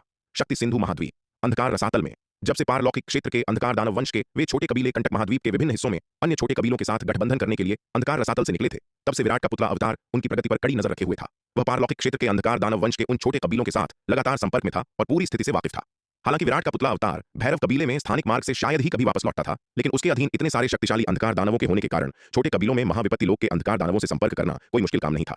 पलक झपकते ही 1 महीना बीत गया। जैसे जैसे समय बीता, कंटक महाद्वीप के विभिन्न हिस्सों में अन्य छोटे कबीलों के साथ गठबंधन करने गए महाविपत्ति लोक के अंधकार दानवों से चौंकाने वाली खबरें आने लगीं। क्षत कबीले के महा एल्डर लोमश ने खुद मोर्चा संभाल लिया था, और वे भी कंटक महाद्वीप के उन छोटे कबीलों के अंधकार दानवों के साथ गठबंधन कर रहे थे, इस उम्मीद में कि वे उन्हें अपने नियंत्रण में ले लेंगे और मिलकर शक्ति सिंधु महाद्वीप पर हमला करेंगे। यह खबर मिलते ही विराट सच में सदमे में था। उसने पहले सोचा था कि क्षत कबीले द्वारा 2 करोड़ दिव्य विकास लोक के सैनिक, 5000 प्रथम विपत्ति लोक, 1000 द्वितीय विपत्ति लोक, 300 तृतीय विपत्ति लोक और 100 चतुर्थ विपत्ति लोक के अंधकार दानवों की तैनाती ही उनकी ताकत की चरम सीमा थी। अप्रत्याशित रूप से क्षत कबीले ने अपनी विशाल सेना जुटाने के अलावा अपने महा एल्डर लोमश को खुद अन्य छोटे कबीलों के साथ गठबंधन करने के लिए भेज दिया था, ताकि वे उन्हें भी युद्ध में खींच सकें। यह बात पता चलते ही विराट को स्थिति की गंभीरता का तुरंत एहसास हो गया। चूंकि क्षत कबीले ने कंटक महाद्वीप के छोटे कबीलों को भी एकजुट करना शुरू कर दिया था, तो इसका मतलब था कि उनकी योजनाएं बहुत गहरी और व्यापक थीं। अपनी लंबी जासूसी के माध्यम से विराट ने क्षत कबीले की ताकत के बारे में काफी गहरी समझ हासिल कर ली थी। पूरे क्षत कबीले के पास 5 करोड़ दिव्य विकास लोक के विशेषज्ञों की सेना थी, जिसमें 10,000 प्रथम विपत्ति लोक, 2,000 द्वितीय विपत्ति लोक, 600 तृतीय विपत्ति लोक, 200 चतुर्थ विपत्ति लोक, 40 पंचम विपत्ति लोक और 5 षष्ठम विपत्ति लोक के विशेषज्ञ शामिल थे। इसके अलावा उनके प्रमुख जटासुर भी थे, जिनके सटीक स्तर के बारे में किसी को नहीं पता था कि वह सप्तम विपत्ति लोक में थे या अष्टम विपत्ति लोक में। इस बार उन्होंने पूरे 2 करोड़ दिव्य विकास लोक के सैनिकों को लामबंद किया था, जिनमें 5,000 प्रथम विपत्ति लोक, 1,000 द्वितीय विपत्ति लोक, 300 तृतीय विपत्ति लोक और 100 चतुर्थ विपत्ति लोक के विशेषज्ञ शामिल थे। अगर इसमें पहले तैनात किए गए 1 करोड़ दिव्य विकास लोक के सैनिक, 2,000 प्रथम विपत्ति लोक, 500 द्वितीय विपत्ति लोक, 150 तृतीय विपत्ति लोक और 50 चतुर्थ विपत्ति लोक के अंधकार दानव विशेषज्ञों को भी जोड़ दिया जाए, तो इसका मतलब था कि क्षत कबीले ने अपनी लगभग 3/4 ताकत इस युद्ध में झोंक दी थी। इतना सब करने के बाद भी क्षत कबीले को लग रहा था कि यह काफी नहीं है, और वे कंटक महाद्वीप के अन्य छोटे कबीलों को भी लामबंद करना चाहते थे। ऐसा लग रहा था कि क्षत कबीले ने शक्ति सिंधु महाद्वीप पर जो ध्यान केंद्रित किया था, वह उसकी उम्मीदों से कहीं ज्यादा था। इस चौंकाने वाली खबर ने विराट को गहरी सोच में डाल दिया। क्षत कबीले को शक्ति सिंधु महाद्वीप पर एक विनाशकारी हार का सामना करना पड़ा था। इसके अलावा एल्डर ललिता और कई छोटे कबीलों के अंधकार दानवों के बीच हुए टकराव के कारण प्रमुख जटासुर ने एल्डर ललिता को मुख्य सेनापति के पद से हटाने के लिए अपना एक दिव्य चेतना अवतार भी भेजा था। प्रमुख जटासुर ने कहा था कि वह उनकी सेना का नेतृत्व करने के लिए एक नया सेनापति भेजेंगे। चूंकि उन्होंने ऐसा कहा था, तो इसका मतलब था कि वह खुद सेना की कमान संभालने नहीं आएंगे। लेकिन तर्क के अनुसार देखा जाए तो शक्ति सिंधु महाद्वीप पर क्षत कबीले को हुए भारी नुकसान, एल्डर ललिता को सेनापति के पद से हटाए जाने, और अब जबकि क्षत कबीले के एल्डर लोमश खुद अन्य छोटे कबीलों को युद्ध में शामिल करने के लिए लामबंद कर रहे थे, क्षत कबीले की इस युद्ध के प्रति गंभीरता साफ दिखाई दे रही थी। ऐसे में क्षत कबीले के प्रमुख जटासुर को यूं ही हाथ पर हाथ धरे नहीं बैठे रहना चाहिए था। इस महत्वपूर्ण मोड़ पर प्रमुख जटासुर को खुद कमान संभालने के लिए आना चाहिए था, केंद्रीय कमान की देखरेख करते हुए और शक्ति सिंधु महाद्वीप पर हमले का नेतृत्व करते हुए। आखिरकार इतनी विशाल सेना को संभालना क्षत कबीले के किसी ऐसे एल्डर के बस की बात नहीं थी जो षष्ठम विपत्ति लोक में एल्डर ललिता से भी कमजोर हो। इसके अलावा शक्ति सिंधु महाद्वीप और कंटक महाद्वीप को जोड़ने वाले इस स्थानिक मार्ग को और अधिक मजबूत बनाने के लिए प्रमुख जटासुर जैसे मजबूत व्यक्ति के हस्तक्षेप की आवश्यकता थी। लेकिन प्रमुख जटासुर हालात का जायजा लेने के लिए अभी तक भैरव कबीले में क्यों नहीं आए थे? इसकी केवल एक ही वजह हो सकती थी कि प्रमुख जटासुर के पास करने के लिए कुछ और भी ज्यादा महत्वपूर्ण काम था। लेकिन अभी शक्ति सिंधु महाद्वीप पर हमला करने से ज्यादा महत्वपूर्ण काम क्षत कबीले के लिए क्या हो सकता था? शायद वह जो कर रहे थे वह इस हमले से गहराई से जुड़ा हुआ था। यह सोचकर विराट की रीढ़ में सिहरन दौड़ गई। उसी क्षण उसके दिमाग में एक खौफनाक विचार कौंधा। क्या ऐसा हो सकता है कि प्रमुख जटासुर खुद लोहित कबीले या कपाल कबीले के पास गए हों, ताकि कंटक महाद्वीप के अन्य 2 मध्यम आकार के कबीलों से सेना उधार ले सकें, या उन्हें शक्ति सिंधु महाद्वीप पर होने वाले हमले में भाग लेने के लिए लामबंद कर सकें? विराट ने जितना इसके बारे में सोचा, उसे यह उतना ही सच लगने लगा। आखिरकार वह सच में ऐसा कोई दूसरा कारण नहीं सोच पा रहा था जो प्रमुख जटासुर को भैरव कबीले में व्यक्तिगत रूप से कमान संभालने से रोक रहा हो। अगर ऐसा हुआ तो यह बहुत ही भयानक होगा। अकेले एक क्षत कबीला, जो एक मध्यम आकार का कबीला था, पहले से ही अविश्वसनीय रूप से शक्तिशाली था और शक्ति सिंधु महाद्वीप को उनसे निपटने में ही भारी दबाव महसूस हो रहा था। अगर प्रमुख जटासुर अन्य दो मध्यम आकार के कबीलों के साथ एकजुट हो गए और पूरे कंटक महाद्वीप को शक्ति सिंधु महाद्वीप पर हमला करने के लिए लामबंद कर लिया तो यह एक पूर्ण विनाश होगा। यह सोचकर विराट के माथे पर ठंडा पसीना छलक आया। हालांकि शक्ति सिंधु महाद्वीप तेजी से विकास कर रहा था। अगर उन्हें पर्याप्त समय मिल जाता तो वे बिना किसी डर के किसी का भी सामना कर सकते थे, लेकिन वर्तमान में उनकी ताकत अभी भी बहुत कमजोर थी, जो पूरे कंटक महाद्वीप से मुकाबला करने के लिए पर्याप्त नहीं थी। अगर प्रमुख जटासुर ने सच में शक्ति सिंधु महाद्वीप पर हमला करने के लिए पूरे कंटक महाद्वीप की शक्ति को इकट्ठा कर लिया तो यह शक्ति सिंधु महाद्वीप की वर्तमान क्षमताओं से कहीं बाहर की बात होगी। विराट को लगा कि वह हाथ पर हाथ धरे बैठकर प्रमुख जटासुर को शक्ति सिंधु महाद्वीप पर हमला करने के लिए पूरे कंटक महाद्वीप की शक्ति को इकट्ठा करते हुए नहीं देख सकता। कुछ देर विचार करने के बाद विराट ने तुरंत क्षत कबीले की योजना के खिलाफ जवाबी हमला करने का फैसला किया। वह प्रमुख जटासुर की हरकतों को नहीं जानता था और न ही वह लोहित कबीले और कपाल कबीले के फैसलों को प्रभावित कर सकता था, लेकिन वह पूरी तरह से असहाय भी नहीं था। वह वर्तमान में 80 से अधिक छोटे अंधकार दानव कबीलों के गठबंधन का नेता था और उसके पास जो शक्ति थी वह काफी विचारणीय थी। उचित योजना के साथ वह इन छोटे कबीलों की शक्ति का उपयोग करके कंटक महाद्वीप के अन्य छोटे कबीलों के साथ एकजुट होने की एल्डर लोमश की योजना को पूरी तरह से बाधित कर सकता था। कुछ देर विचार करने के बाद विराट ने तुरंत एक योजना तैयार की। उसने सबसे पहले उन 80 छोटे कबीलों के अंधकार दानवों के माध्यम से शक्ति सिंधु महाद्वीप पर क्षत कबीले की हार की खबर, साथ ही सेनापतिकरण और एल्डर ललिता के कारनामों को पूरे कंटक महाद्वीप में फैलाने की योजना बनाई। एक बार जब यह खबर पूरे कंटक महाद्वीप में फैल जाएगी तो यह अनिवार्य रूप से क्षत कबीले की प्रतिष्ठा को एक बहुत बड़ा झटका देगी, जिससे एल्डर लोमश के प्रयासों पर भी भारी असर पड़ेगा। यह विचार करने के बाद विराट ने संकोच नहीं किया। उसने तुरंत कार्रवाई की। प्रत्येक कबीले के संपर्कों को अपने अपने कबीले के प्रमुखों को योजना को लागू करने की सूचना देने का निर्देश दिया। हालांकि इस महायुद्ध में इन 80 से अधिक छोटे कबीलों के कई प्रमुख मारे गए थे, लेकिन उन्होंने जल्दी ही अपने अपने मामलों का प्रबंधन करने के लिए नए प्रमुखों का चुनाव कर लिया था। प्रमुख रौद्री की पहचान में विराट के पुतला अवतार के रूप में पिछली घटना के बाद अब इन 80 से अधिक कबीलों के बीच उनकी भारी प्रतिष्ठा थी। कबीले के प्रमुख लगभग हमेशा उनके सुझावों का पालन करते थे। विराट की योजना को सुनकर कबीले के प्रमुखों ने तुरंत इसे लागू करना शुरू कर दिया। इन छोटे कबीलों में से कोई भी एक कबीला अगर अलग से देखा जाए तो क्षत कबीले के सामने महत्वहीन था। यदि केवल एक छोटा कबीला यह खबर फैलाता तो पूरे कंटक महाद्वीप में कोई महत्वपूर्ण अशांति पैदा करना मुश्किल होता। हालांकि 80 से अधिक छोटे कबीलों की संयुक्त शक्ति को कम करके नहीं आंका जा सकता था। जब 80 से अधिक छोटे कबीलों के अंधकार दानव वंश के प्रमुख एक साथ इस खबर को फैला रहे थे तो इसका प्रभाव असाधारण था। एक ही पल में शक्ति सिंधु महाद्वीप पर क्षत कबीले की हार और भारी नुकसान की खबर एल्डर ललिता और सेनापतिकरण के कारनामों के साथ कंटक महाद्वीप में एक तूफान की तरह फैल गई, जिससे भारी उथल पुथल मच गई। अरे अरे, जरा ठहरिए। अगर आप इस कहानी को पूरा बिना कट और दमदार आवाज में सुनना चाहते हैं तो अभी प्ले स्टोर पर जाएं, मिनी एफएम ऐप डाउनलोड करें और कहानी की दुनिया में खो जाएं, जहां हर एपिसोड में है सस्पेंस, रोमांच और पूरा मजा। अभी डाउनलोड करें और सुनने का मजा कई गुना बढ़ा दें। कंटक महाद्वीप, गरुड़ कबीला। प्रमुख अंगद, इस मामले के बारे में आपका क्या विचार है? क्षत कबीले के एल्डर लोमश ने अपने सामने बैठे विशाल अंधकार दानव की ओर देखते हुए पूछा। यह विशाल अंधकार दानव प्रमुख अंगद था, जो गरुड़ कबीले का प्रमुख था। हालांकि गरुड़ कबीला एक छोटा कबीला था, लेकिन उत्तरी कंटक महाद्वीप के छोटे कबीलों में इसकी काफी प्रतिष्ठा थी। यदि वे गरुड़ कबीले को क्षत कबीले के पक्ष में ला सकें तो उत्तरी कंटक महाद्वीप के कम से कम 1 दर्जन अन्य छोटे कबीले भी उनके साथ जुड़ जाएंगे। एल्डर लोमश, मुझे खेद है, लेकिन गरुड़ कबीला आपके प्रस्ताव को स्वीकार नहीं कर सकता। प्रमुख अंगद ने एल्डर लोमश की ओर देखते हुए कहा। प्रमुख अंगद, लेकिन क्यों? एल्डर लोमश प्रमुख अंगद के इस स्पष्ट इनकार से हैरान रह गए और उन्होंने जल्दी से पूछा। क्योंकि आपके क्षत कबीले की सेना की युद्ध क्षमता और आपके क्षत कबीले का आचरण वास्तव में भयावह है। भले ही हम शक्ति सिंधु महाद्वीप को जीतने की लड़ाई में भाग लें, लेकिन हम आपके क्षत कबीले के साथ गठबंधन नहीं करेंगे, क्योंकि मैं नहीं चाहता कि मेरे लोग बिना किसी कारण के आपके क्षत कबीले के एल्डर्स द्वारा मारे जाएं। प्रमुख अंगद ने कहा। शक्ति सिंधु महाद्वीप पर क्षत कबीले की सेना की हार और भारी नुकसान की खबर, क्षत कबीले के द्वितीय एल्डर द्वारा महाकाल कबीले के प्रमुख फणींद्र की अंधाधुंध हत्या और युद्ध के मैदान में सेनापतिकरण की अवज्ञा, जिसके कारण हार हुई, लेकिन बाद में वह जिम्मेदारी लेने में विफल रहा और इसके बजाय जवाबदेही से बचने लगा। यह सारी खबरें पूरे कंटक महाद्वीप में फैल गई थीं। इन रिपोर्टों का कंटक महाद्वीप पर क्षत कबीले की प्रतिष्ठा पर गहरा प्रभाव पड़ा था, जिससे कंटक महाद्वीप के सभी कबीलों को क्षत कबीले के बारे में अपनी धारणा पर फिर से विचार करना पड़ा। उन्होंने कभी नहीं सोचा था कि क्षत कबीला, जो एक सम्मानजनक मध्यम आकार का कबीला था, इतना अपमानजनक व्यवहार करेगा। यह जानने के बाद वह गरुड़ कबीले को क्षत कबीले की पंक्तियों में कैसे शामिल होने दे सकता था और ऐसी खतरनाक सेना के साथ लड़ने की अनुमति कैसे दे सकता था? अगर युद्ध में जाते समय गरुड़ कबीले को क्षत कबीले ने फिर से धोखा दे दिया तो क्या उनका अंजाम बुरा नहीं होगा? इसके अलावा और सबसे महत्वपूर्ण बात, क्षत कबीले के अधीन सेवा करने का मतलब था हमेशा उनके एल्डर्स की सनक पर मारे जाने का डर। उनका जीवन हमेशा एक धागे से लटका हुआ रहेगा। यद्यपि अंधकार दानव मजबूत लोगों का सम्मान करते थे, कोई भी बिना किसी कारण के मारा जाना नहीं चाहता था। केवल यही बात क्षत कबीले को एक डरावनी शक्ति बनाती थी। हालांकि कुछ दिन पहले रुधिर कबीले के प्रमुख बर्बर ने एक ऐसा सुझाव दिया था जो उन्हें बहुत पसंद आया था। कुछ दिन पहले प्रमुख बर्बर ने उनसे संपर्क किया था और उन्हें 80 से अधिक छोटे कबीलों के गठबंधन में शामिल होने का निमंत्रण दिया था। लंबी दूरी के कारण प्रमुख बर्बर व्यक्तिगत रूप से नहीं आए थे, बल्कि स्थानिक दूरी को चीरते हुए मामले पर चर्चा करने के लिए केवल एक दिव्य चेतना अवतार भेजा था। ईमानदारी के संदर्भ में एल्डर लोमश क्षत कबीले के महा एल्डर और एक शक्तिशाली षष्ठम विपत्ति लोक के विशेषज्ञ के रूप में व्यक्तिगत रूप से उन्हें क्षत कबीले के सैन्य गठबंधन में शामिल होने के लिए आमंत्रित करने आए थे, जो स्वाभाविक रूप से अधिक ईमानदारी को दर्शाता था। दूसरी ओर रुधिर कबीले के प्रमुख बर्बर ने केवल एक दिव्य चेतना अवतार भेजा था और उनकी ईमानदारी एल्डर लोमश की तुलना में बहुत कम थी। हालांकि यह मामला उनके जीवन और उनके पूरे कबीले के उत्थान और पतन से संबंधित था, इसलिए केवल ईमानदारी ही पर्याप्त नहीं थी। प्रत्येक विकल्प के परिणामों पर विचार किया जाना था। एल्डर लोमश का निमंत्रण स्वीकार करने का मतलब था कि उनका जीवन लगातार क्षत कबीले के एल्डर्स के हाथों में था। उनका भविष्य अनिश्चित था और उनके कबीले की सेना का उपयोग युद्ध के मैदान में चारे के रूप में किया जा सकता था। दूसरी ओर 80 से अधिक छोटे कबीलों के गठबंधन में शामिल होने का मतलब था कि वह न केवल मृत्यु से सुरक्षित रहेंगे, बल्कि प्रत्येक कबीले के साथ समान व्यवहार भी किया जाएगा। क्षत कबीले के प्रभाव से मुक्त होकर उनका अपने कबीले की सेना की तैनाती पर पूरा नियंत्रण होगा। इन दोनों विकल्पों के परिणामों पर तो विचार करने की भी आवश्यकता नहीं है। इसके अलावा बाद वाले विकल्प के साथ प्रमुख अंगद की एक और योजना थी, उस गठबंधन का नेता बनना। इससे उन्हें कंटक महाद्वीप के 3 मध्यम आकार के कबीलों के बराबर शक्ति मिल जाएगी। प्रमुख अंगद हमेशा से महत्वाकांक्षी रहे थे, लेकिन उन्हें कभी इसे प्रदर्शित करने का अवसर नहीं मिला था। हालांकि इस बार प्रमुख बर्बर के निमंत्रण ने उन्हें आशा दी थी।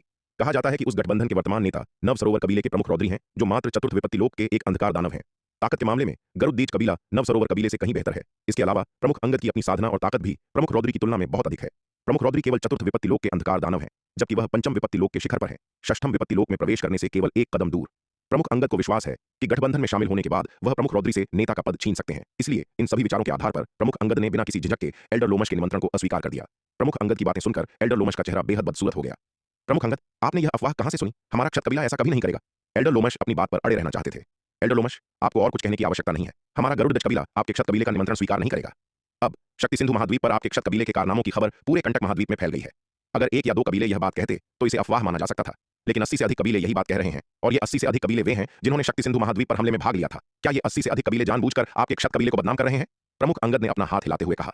प्रमुख अंगद की बातें सुनकर एल्डर लोमश का चेहरा और भी ज्यादा बदसूरत हो गया। उन्होंने और कुछ नहीं कहा और फिर प्रमुख अंगद से विदा लेने के लिए उठ खड़े हुए। गरुड़ कबीले से निकलने के बाद एल्डर लोमश ने तुरंत अंतरिक्ष को चीर दिया और एक दिव्य चेतना अवतार बनाया जो भैरव कबीले पर उतरा और एल्डर ललिता को खोज निकाला। ललिता, तुम इस पूरे समय क्या कर रही हो? एल्डर लोमश ने एल्डर ललिता पर दहाड़ते हुए कहा। एल्डर, क्या हुआ? क्या बात है? एल्डर ललिता ने पूछा, जो पूरी तरह से हैरान थी। एल्डर लोमश का अपने दिव्य चेतना अवतार के साथ अचानक प्रकट होना और उसके बाद ऐसा सवाल करना उन्हें पूरी तरह से चकरा गया था। क्या हुआ? एल्डर ललिता की बातें सुनकर एल्डर लोमश और भी ज्यादा क्रोधित हो गए। क्या तुम्हें नहीं पता कि क्या हुआ है? मैंने कहा कि अगर तुमने ऐसा घिनौना काम किया भी है तो तुमने यह खबर फैलने ही क्यों दी? अब पूरा कंटक महाद्वीप जानता है कि तुमने क्या किया है। मैंने बाहर के उन छोटे कबीलों को एकजुट करने के लिए इतनी मेहनत की है, उन्हें हमारे क्षत कबीले में शामिल करने की कोशिश की है, और अब तुम्हारी इस गंदगी ने वह सब बर्बाद कर दिया है। प्रमुख अंगद का कबीला उनके निमंत्रण को अस्वीकार करने वाला पहला कबीला नहीं था।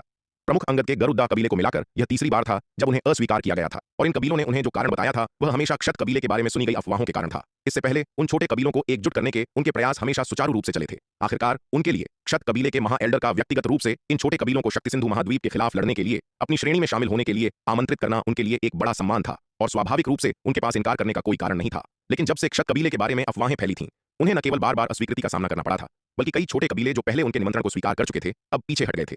इस दौरान उन्होंने जो भी कड़ी मेहनत की थी वह इस खबर से लगभग पूरी तरह बर्बाद हो गई थी, जिससे एल्डर लोमश आग बबूला हो गए थे। एल्डर, वास्तव में क्या हुआ है? क्या आप विस्तार से बता सकते हैं? क्रोधित एल्डर लोमश को देखकर एल्डर ललिता ने गहरी सांस ली और उनकी ओर देखा। उन्हें अभी भी नहीं पता था कि क्या हुआ था। तुम भैरव कबीले में तैनात हो, तीनों सेनाओं की मुख्य सेनापति के रूप में, और तुम्हें इस बारे में पता भी नहीं है तुम यहाँ क्या कर रही हो। क्या तुम बस यूं ही बैठी हो और कुछ नहीं कर रही हो? एल्डर ललिता की बातें सुनकर एल्डर लोमश और भी क्रोधित हो गए। एल्डर, मैं अब तीनों सेनाओं की मुख्य सेनापति नहीं हूं, एल्डर ललिता ने कड़वी मुस्कान के साथ कहा। जब से प्रमुख जटासुर ने उन्हें उनके पद से बर्खास्त किया था तब से उन्होंने अपनी सारी शक्ति खो दी थी और अब किसी सेना को आदेश नहीं दे सकती थी। क्या तुम अब मुख्य सेनापति नहीं हो? एल्डर ललिता की बात सुनकर एल्डर लोमश स्तब्ध रह गए। किसी ने भी उन्हें एल्डर ललिता की अवनति के बारे में सूचित नहीं किया था, इसलिए वे इस बारे में पूरी तरह से अनजान थे। ललिता, क्या हुआ? तुम अब तृतीय श्रेणी की सेनापति कैसे नहीं हो? अब सेना की कमान कौन संभाल रहा है?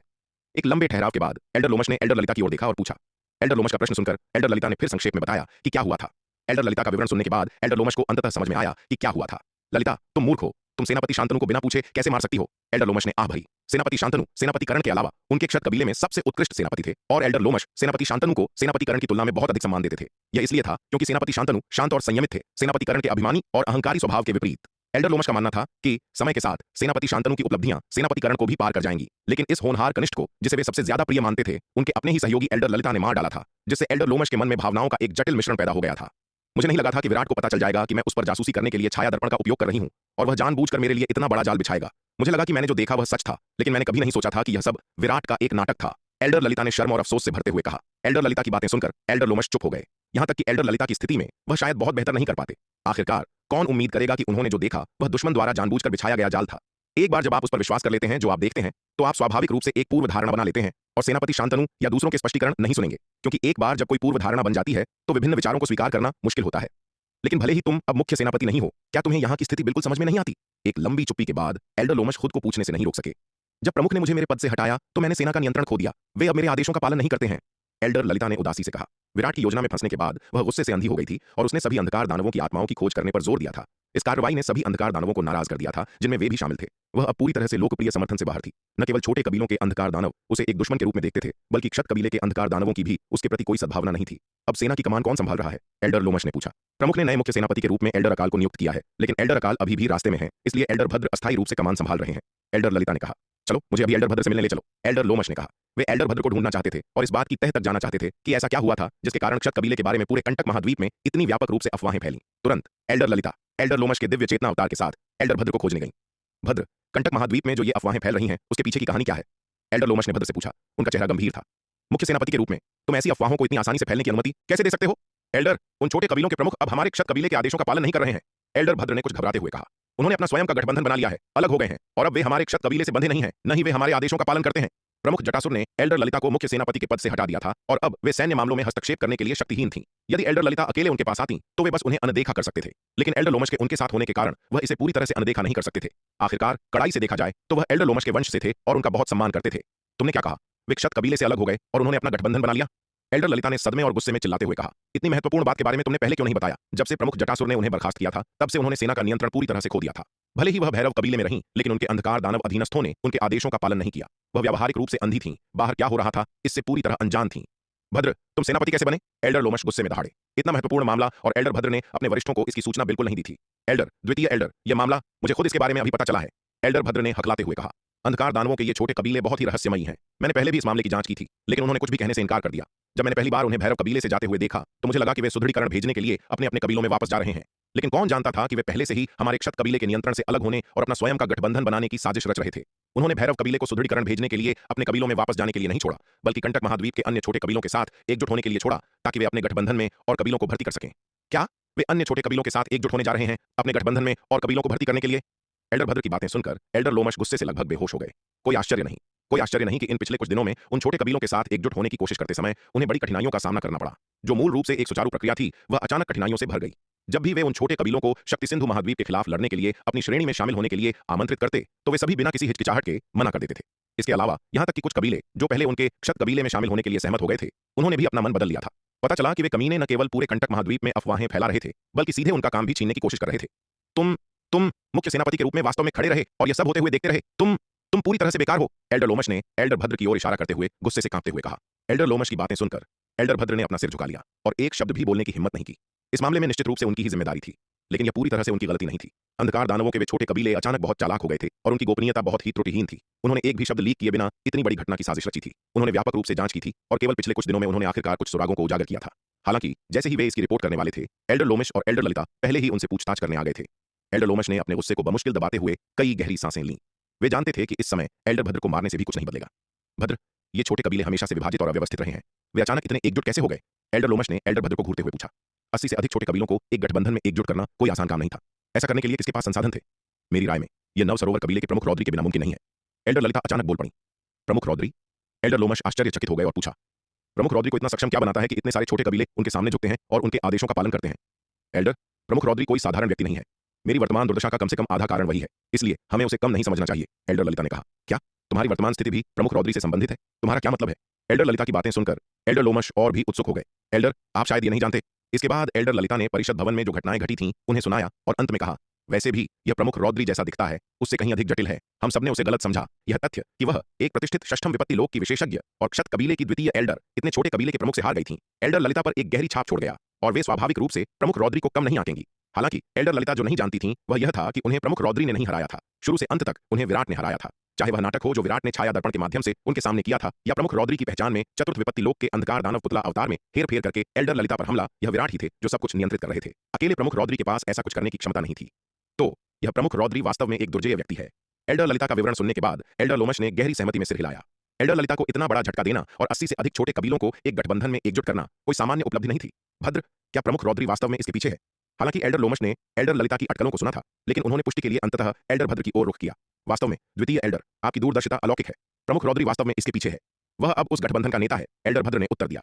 हालांकि प्रमुख रौद्री की गोपनीयता त्रुटिहीन थी, लेकिन इतना समय बीत चुका था और कंटक महाद्वीप में क्षत कबीले के बारे में अफवाहें फैलने के साथ एल्डर भद्र की व्यापक जांच ने अंततः सच को उजागर कर दिया था। प्रमुख रौद्री कहां है? वह अब कहां है? एल्डर लोमश ने गंभीर भाव के साथ पूछा। उस कमीने ने हमारे क्षत कबीले के महत्वपूर्ण मामलों को बर्बाद करने का साहस किया। हम उसे बिल्कुल भी जीवित रहने की अनुमति नहीं दे सकते। एल्डर, प्रमुख रौद्री इस पूरे समय शक्ति सिंधु महाद्वीप के अंधकार रसातल में रहा है और यहां कभी वापस नहीं आया, एल्डर भद्र ने कहा। ऐसा लगता है कि यह आदमी भी मरने से डरता है। एल्डर लोमश ने यह सुनकर व्यंग्य किया। क्या वह सोचता है कि क्योंकि वह अंधकार रसातल में छिपा हुआ है इसलिए हमारा क्षत कबीला उसका कुछ नहीं कर सकता? एल्डर, हम अभी पूरी तरह से आवेग में कार्य नहीं कर सकते। एल्डर ललिता ने इस क्षण सलाह दी। मेरा पिछला सबक बहुत गहरा रहा है। अगर हम फिर से प्रमुख रौद्री के साथ कुछ भी करते हैं और उसे कुछ फायदा मिलता है और फिर वह इसे पूरे कंटक महाद्वीप में फैलाता है तो हमारे क्षत कबीले की प्रतिष्ठा और भी अधिक प्रभावित होगी। यह सुनकर एल्डर लोमश कुछ देर के लिए चुप हो गए। यह देखकर एल्डर ललिता जानती थी कि एल्डर लोमश ने अभी भी प्रमुख रौद्री के खिलाफ कार्रवाई करने का विचार नहीं छोड़ा था, इसलिए उन्होंने आगे कहा, इसके अलावा प्रमुख रौद्री अंधकार रसातल में छिपा हुआ है और हम वास्तव में उसका कुछ नहीं कर सकते। वह 1 करोड़ से अधिक दिव्य विकास लोक के सैनिकों की सेना से घिरा हुआ है। इस तरह के घेरे को तोड़कर उस तक कौन पहुंच सकता है? हम उसे यहां लुभाने की कोशिश कर सकते हैं और फिर हम उस पर हमला कर सकते हैं, एल्डर लोमश ने कहा। एल्डर, यह बेकार है। एल्डर ललिता ने कहा, प्रमुख रौद्री की बुद्धिमत्ता के साथ उसने निश्चित रूप से इसे नजरअंदाज नहीं किया होगा। आप इस तथ्य से बता सकते हैं कि वह इस पूरे समय अंधकार रसातल में रह रहा है। यदि हमारी कार्रवाइयों का उपयोग हमारे खिलाफ किया जाता है और वह हमारे क्षत कबीले पर शक्ति सिंधु महाद्वीप के साथ मिली भगत करने और हमारे ही प्रकार के लोगों को मारने का आरोप लगाता है तो हमारा क्षत कबीला वास्तविक मुसीबत में पड़ जाएगा। वह ऐसा करने की हिम्मत नहीं करेगा, एल्डर लोमश ने गुस्से में कहा। एल्डर, आप प्रमुख रौद्री को नहीं समझते हैं। वह आदमी बेहद चालाक है। मेरी राय में ऐसा कुछ भी नहीं है जिसे वह करने की हिम्मत नहीं करेगा, एल्डर ललिता ने कहा। एल्डर ललिता की बातें सुनकर एल्डर लोमश फिर चुप हो गए। काफी देर बाद उन्होंने गहरी सांस ली और कहा, ललिता, यदि तुम अभी भी मुख्य सेनापति होती तो मुझे डर है कि ऐसा नहीं होता। उन्होंने शुरू में एल्डर ललिता को सेना का नेतृत्व करने के लिए नियुक्त किया था। इसका कारण केवल उनकी ताकत नहीं थी बल्कि उनकी असाधारण बुद्धिमत्ता भी थी जो क्षत कबीले में भी उत्कृष्ट थी। 5 एल्डर्स में से कोई भी रणनीति के मामले में एल्डर ललिता से तुलना नहीं कर सकता था। यदि एल्डर ललिता को प्रमुख जटासुर द्वारा उनके पद से नहीं हटाया गया होता और वे नियंत्रण में होती तो वे शायद खड़े होकर यह सब होते हुए नहीं देखती। एल्डर भद्र, वह निकम्मा एल्डर ललिता के आसपास भी नहीं है। न केवल उसने अपनी नाक के नीचे यह सब होते हुए देखा बल्कि उसे बहुत देर बाद एहसास हुआ कि कुछ गलत है और उसने जांच शुरू की। यदि एल्डर ललिता प्रभारी होती तो प्रमुख रौद्री के कदम उठाते ही वे शायद ध्यान दे देती। एल्डर लोमश की बातें सुनकर एल्डर ललिता चुप हो गई। अंत में यह मेरी लापरवाही थी। यदि मैं विराट के जाल में नहीं फंसी होती तो यह सब नहीं होता। काफी देर बाद एल्डर ललिता ने आह भरी। नहीं ललिता, यह तुम्हारी गलती नहीं है। दोष देने वाला एकमात्र दुश्मन है जो बहुत अधिक चालाक था। एल्डर लोमश ने अपना सिर हिलाया। एल्डर ललिता का वृत्तांत सुनने के बाद एल्डर लोमश को एहसास हुआ कि यदि वह एल्डर ललिता की स्थिति में होते तो वह शायद कोई बेहतर नहीं कर पाते और शायद और भी बुरा कर सकते थे। विराट नाम के उस युवक के बारे में सोचते हुए उसकी भयानक बुद्धिमत्ता और तरीकों के साथ एल्डर लोमश को अपनी रीढ़ में एक सिहरन दौड़ती हुई महसूस हुई। अपने पूरे जीवन में उन्होंने कभी किसी को इतना अविश्वसनीय रूप से बुद्धिमान नहीं देखा था जो राक्षसीपन की सीमा पर था। ऐसा प्रतिद्वंद्वी वास्तव में भयानक था। एल्डर, अब हम क्या करें? एल्डर भद्र ने सावधानी से पूछा। अब जबकि इतनी बड़ी गड़बड़ी पैदा हो गई थी, वह अस्थायी सेनापति के रूप में निर्विवाद रूप से जिम्मेदार थे। हम क्या करें? जाओ, खुद प्रमुख को समझाओ, एल्डर लोमश ने गुस्से में कहा। इसके साथ वे मुड़े और चले गए। कंटक महाद्वीप, लोहित कबीला, 3 मध्यम आकार के कबीलों में से एक। जटासुर, हाल ही में कंटक महाद्वीप पर तुम्हारे क्षत कबीले की प्रतिष्ठा बहुत अच्छी नहीं रही है। एक विशाल हॉल के अंदर एक विशाल शक्तिशाली आभा वाले अंधकार दानव ने चाय की एक चुस्की ली, अपने सामने बैठे प्रमुख जटासुर की ओर देखा और मुस्कुराते हुए कहा, इस अंधकार दानव की आभा प्रमुख जटासुर जैसे अष्टम विपत्ति लोक के विशेषज्ञ की तुलना में और भी अधिक शक्तिशाली थी। स्पष्ट रूप से यह अंधकार दानव भी अष्टम विपत्ति लोक का एक शक्तिशाली विशेषज्ञ था। वह कोई और नहीं बल्कि लोहित कबीले का प्रमुख हिरण्य था। प्रमुख हिरण्य की बातें सुनकर उनके सामने बैठे प्रमुख जटासुर अपनी नाराजगी नहीं छुपा पाए। हाल ही में कंटक महाद्वीप में जो अफवाहें फैल रही थीं, उन्होंने उनके क्षत कबीले की प्रतिष्ठा को गंभीर रूप से नुकसान पहुंचाया था। इससे उन्हें क्षत कबीले के प्रमुख को अविश्वसनीय रूप से शर्मिंदा महसूस हुआ। अब प्रमुख हिरण्य के सामने इस मामले के बारे में मजाक उड़ाए जाने पर प्रमुख जटासुर को और भी अधिक शर्मिंदगी महसूस हुई। वह निकम्मा एल्डर भद्र, वह क्या कर रहा था? वे छोटे कबीले ठीक उसकी नाक के नीचे थे और उसने फिर भी ऐसी खबर को फैलने दिया। क्या इससे कंटक महाद्वीप के अन्य छोटे कबीलों के साथ एकजुट होने की उनके क्षत कबीले की योजना प्रभावित नहीं होगी? हालांकि प्रमुख जटासुर इस मामले से बेहद नाराज थे, लेकिन वे असली कारण नहीं भूले थे कि वे लोहित कबीले में क्यों आए थे। मेरे आदमी अक्षम हैं। प्रमुख हिरण्य ने खुद को मूर्ख बना लिया है, प्रमुख जटासुर ने कहा। आइए अभी इस बारे में बात न करें। प्रमुख हिरण्य, मैंने पहले जो कहा था उसके बारे में आपका क्या विचार है? प्रमुख हिरण्य जो मजाक कर रहे थे, प्रमुख जटासुर की बातें सुनकर तुरंत गंभीर हो गए। जटासुर, अगर तुम जो कहते हो वह सच है तो मेरा लोहित कबीला निश्चित रूप से इस मामले को नजरअंदाज नहीं कर सकता, प्रमुख हिरण्य ने कहा। लेकिन क्या तुम्हें यकीन है कि शक्ति सिंधु महाद्वीप वास्तव में उतना ही शक्तिशाली है जितना तुम कहते हो? क्या वास्तव में यह हमारे 3 मध्यम आकार के कबीलों के संयुक्त प्रयासों के लायक है? हिरण्य, मैं इतना ऊब नहीं जाऊंगा कि जानबूझकर तुम्हें धोखा देने के लिए झूठ गढ़ूं, प्रमुख जटासुर ने कहा। तुमने अब अफवाह सुन ली है। हमारे क्षत कबीले को शक्ति सिंधु महाद्वीप पर एक करारी हार का सामना करना पड़ा। हमारे 1 करोड़ दिव्य विकास लोक के सैनिकों में से 2 लाख से भी कम बच पाए। यदि शक्ति सिंधु महाद्वीप काफी मजबूत नहीं होता तो वह हमारे क्षत कबीले की सेना को इस हद तक पंगु बनाने में सक्षम नहीं होता। नहीं जटासुर, क्या इस अफवाह के बारे में जो कुछ है वह वास्तव में सच है? प्रमुख जटासुर की बातें सुनकर प्रमुख हिरण्य ने आश्चर्य से पूछा। उन्होंने शुरू में अफवाह को एक मजाक के रूप में लिया था। यही वजह है कि उन्होंने बातचीत के दौरान प्रमुख जटासुर को चिढ़ाने के लिए इसका इस्तेमाल किया था। लेकिन अब प्रमुख जटासुर के लहजे को देखते हुए यह वास्तव में सच लग रहा था, जिसने प्रमुख हिरण्य को तुरंत आश्चर्यचकित कर दिया। वह क्षत कबीले की ताकत को अच्छी तरह से जानते थे। भले ही उनके लोहित कबीले को हस्तक्षेप करना पड़े, वे क्षत कबीले के 1 करोड़ दिव्य विकास लोक के सैनिकों को इस हद तक गंभीर रूप से घायल नहीं कर पाएंगे। आखिरकार जबकि लोहित कबीला क्षत कबीले से अधिक मजबूत था, यह उन्हें पूरी तरह से अभिभूत करने के लिए पर्याप्त मजबूत नहीं था। यदि वे क्षत कबीले के 1 करोड़ दिव्य विकास लोक के सैनिकों को इस हद तक गंभीर रूप से घायल करना चाहते थे तो लोहित कबीले को भी बहुत भारी कीमत चुकानी पड़ती। यह सच है।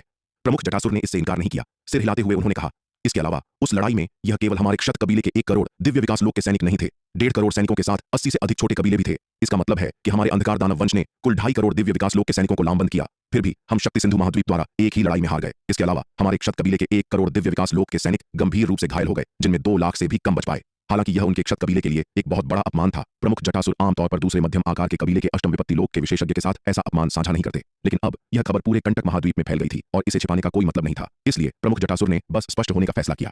इसके अलावा लोहित कबीले को सेना भेजने के लिए उनके पास सच्चाई बताने के अलावा कोई विकल्प नहीं था, जिससे प्रमुख हिरण्य को शक्ति सिंधु महाद्वीप की भयानक शक्ति का एहसास हो। केवल इसी तरह से वे सेना भेजने के प्रमुख हिरण्य के दृढ़ संकल्प को मजबूत कर सकते थे। जैसा कि अपेक्षित था, यह सुनकर प्रमुख हिरण्य चुप हो गए। यदि प्रमुख जटासुर ने जो कहा वह सच था, तो शक्ति सिंधु महाद्वीप वास्तव में अविश्वसनीय रूप से शक्तिशाली था। कंटक महाद्वीप के लिए अपने पक्ष में इतना बड़ा खतरा रखना निश्चित रूप से बहुत बुरी बात थी। ठीक है, मैं शक्ति सिंधु महाद्वीप पर हमला करने में तुम्हारे साथ शामिल होने के लिए सहमत हूं। हालांकि हमारा लोहित कबीला अधिकतम 1 करोड़ दिव्य विकास लोक के सैनिकों को लामबंद कर सकता है, प्रमुख हिरण्य ने कहा। 1 करोड़ दिव्य विकास लोक के सैनिक? यह सुनकर प्रमुख जटासुर ने भौहें सिकोड़ लीं और कहा, हिरण्य, क्या यह कुछ बहुत कम नहीं है? अरे अरे, जरा ठहरिए।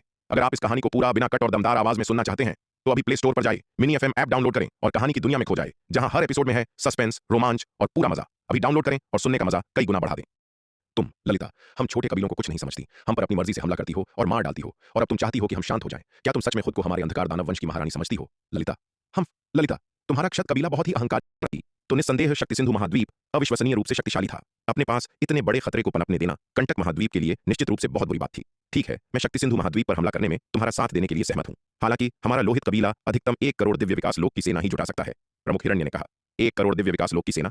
यह सुनकर प्रमुख जटासुर ने त्योरियां चढ़ाई और कहा, प्रमुख हिरण्य, क्या यह कुछ ज्यादा ही कम नहीं है? प्रमुख जटासुर, ऐसा नहीं है कि हमारा लोहित कबीला युद्ध में और सेना नहीं भेजना चाहता, बल्कि बात यह है कि वर्तमान में हम केवल इतनी ही ताकत जुटा सकते हैं, प्रमुख हिरण्य ने कहा। ऐसा कैसे हो सकता है? तुम्हारे लोहित कबीले के पास इससे कहीं अधिक सैनिक हैं, है ना?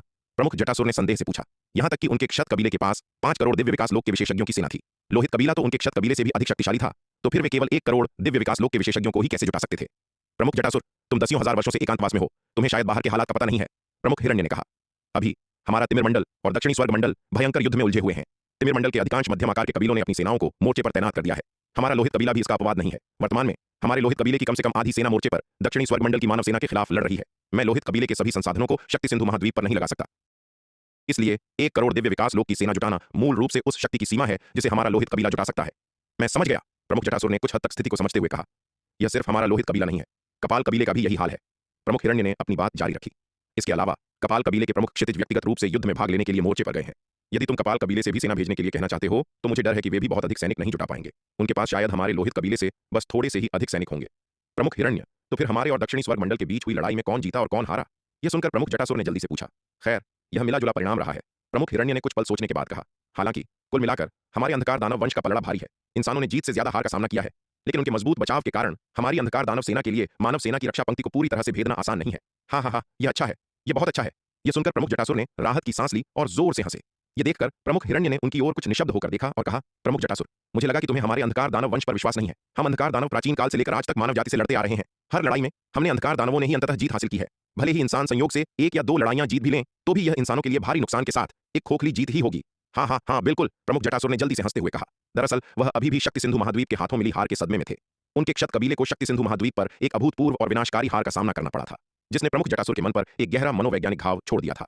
इसके अलावा उन्हें पता चला था कि जब से अंधकार दानवों ने शक्ति सिंधु महाद्वीप के खिलाफ अपना अभियान शुरू किया था, उन्होंने कभी एक भी लड़ाई नहीं जीती थी। हमेशा उन्हें करारी हार का ही सामना करना पड़ा था।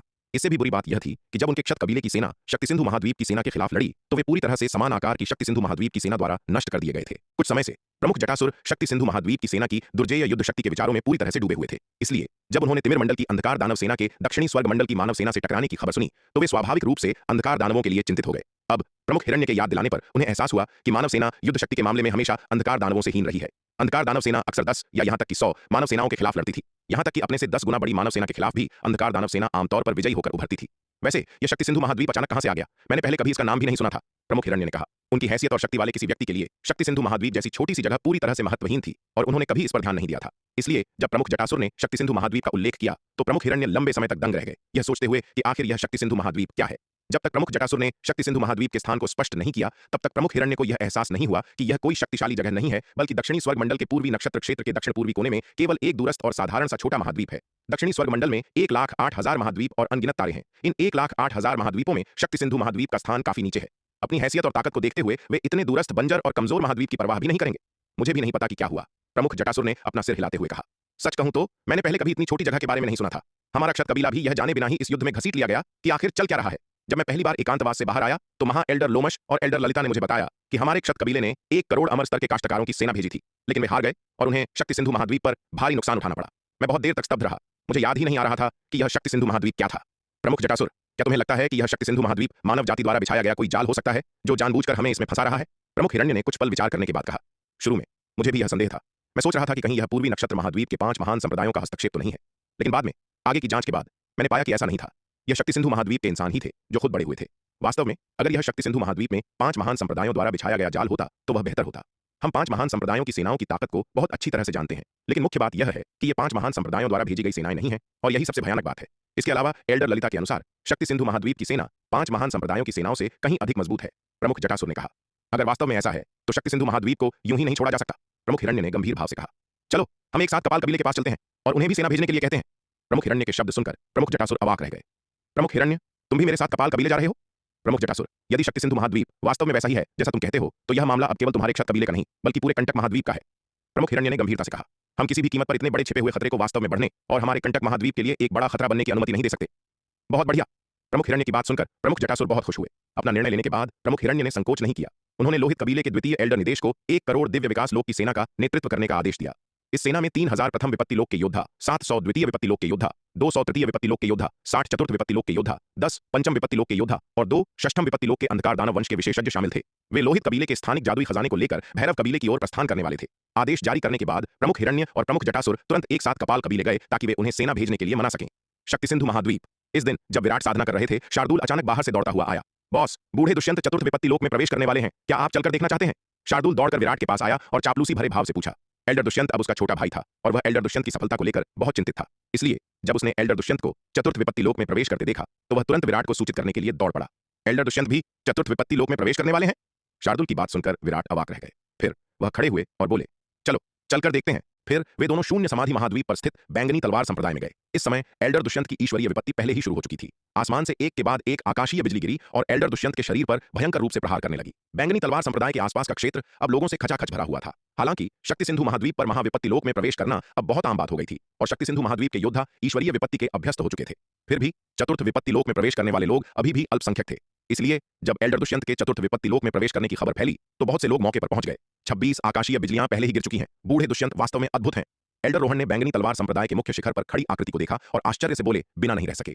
फिर उन्होंने अपने बगल में खड़े उपाध्यक्ष दिवाकर की ओर मुड़कर कहा, बूढ़े दिवाकर, क्या तुम्हें लगता है कि बूढ़े दुष्यंत इस बार तुमसे ज्यादा आकाशीय बिजलियों को आकर्षित करेंगे? मुझे नहीं पता, लेकिन बूढ़े दुष्यंत की हालत देखकर लगता है कि अगर उन्होंने इस बार मुझसे ज्यादा आकाशीय बिजलियों को आकर्षित किया तो मुझे डर है कि उनकी स्थिति अच्छी नहीं होगी।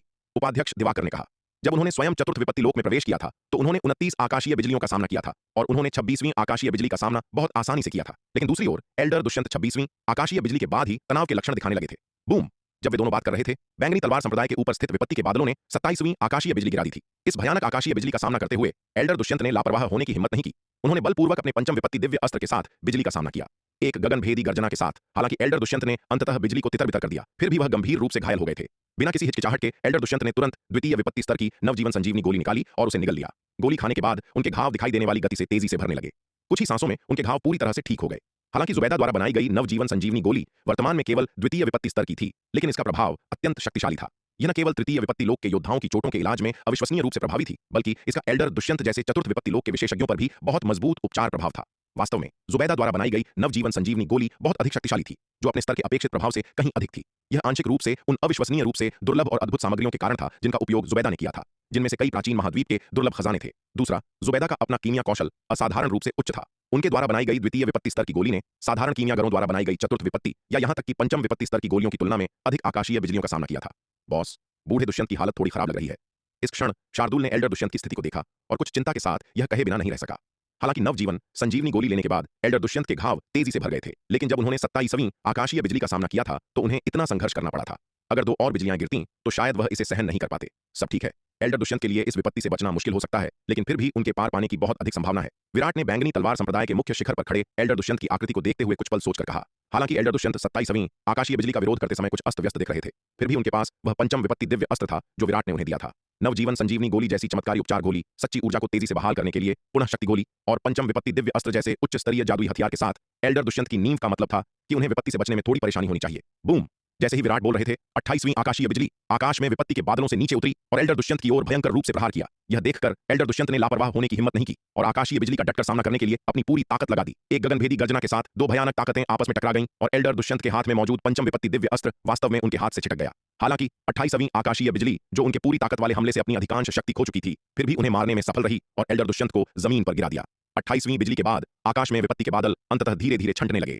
गुरुजी, वैदेही एल्डर दुष्यंत की दयनीय स्थिति देखकर चिंता से भर गई और उनकी ओर दौड़ी। हालांकि बाहर से वह एल्डर दुष्यंत को अपने गुरु के रूप में अस्वीकार करने का दावा करती थी, क्योंकि वह शार्दुल के अधीन हो गए थे, लेकिन उसके दिल में एल्डर दुष्यंत हमेशा उसके गुरु रहेंगे। उन्हें इस तरह अनिश्चितता की स्थिति में देखकर वह दहशत से भर गई।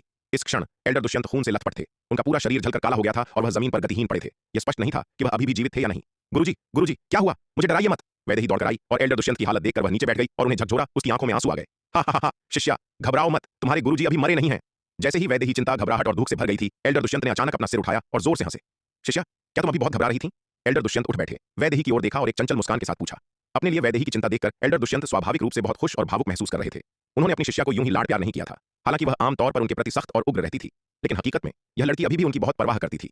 बूढ़े दुष्यंत, क्या आप मौत को बुलावा दे रहे हैं? अगर आप ठीक हैं तो जमीन पर लेटकर मरने का नाटक क्यों कर रहे थे?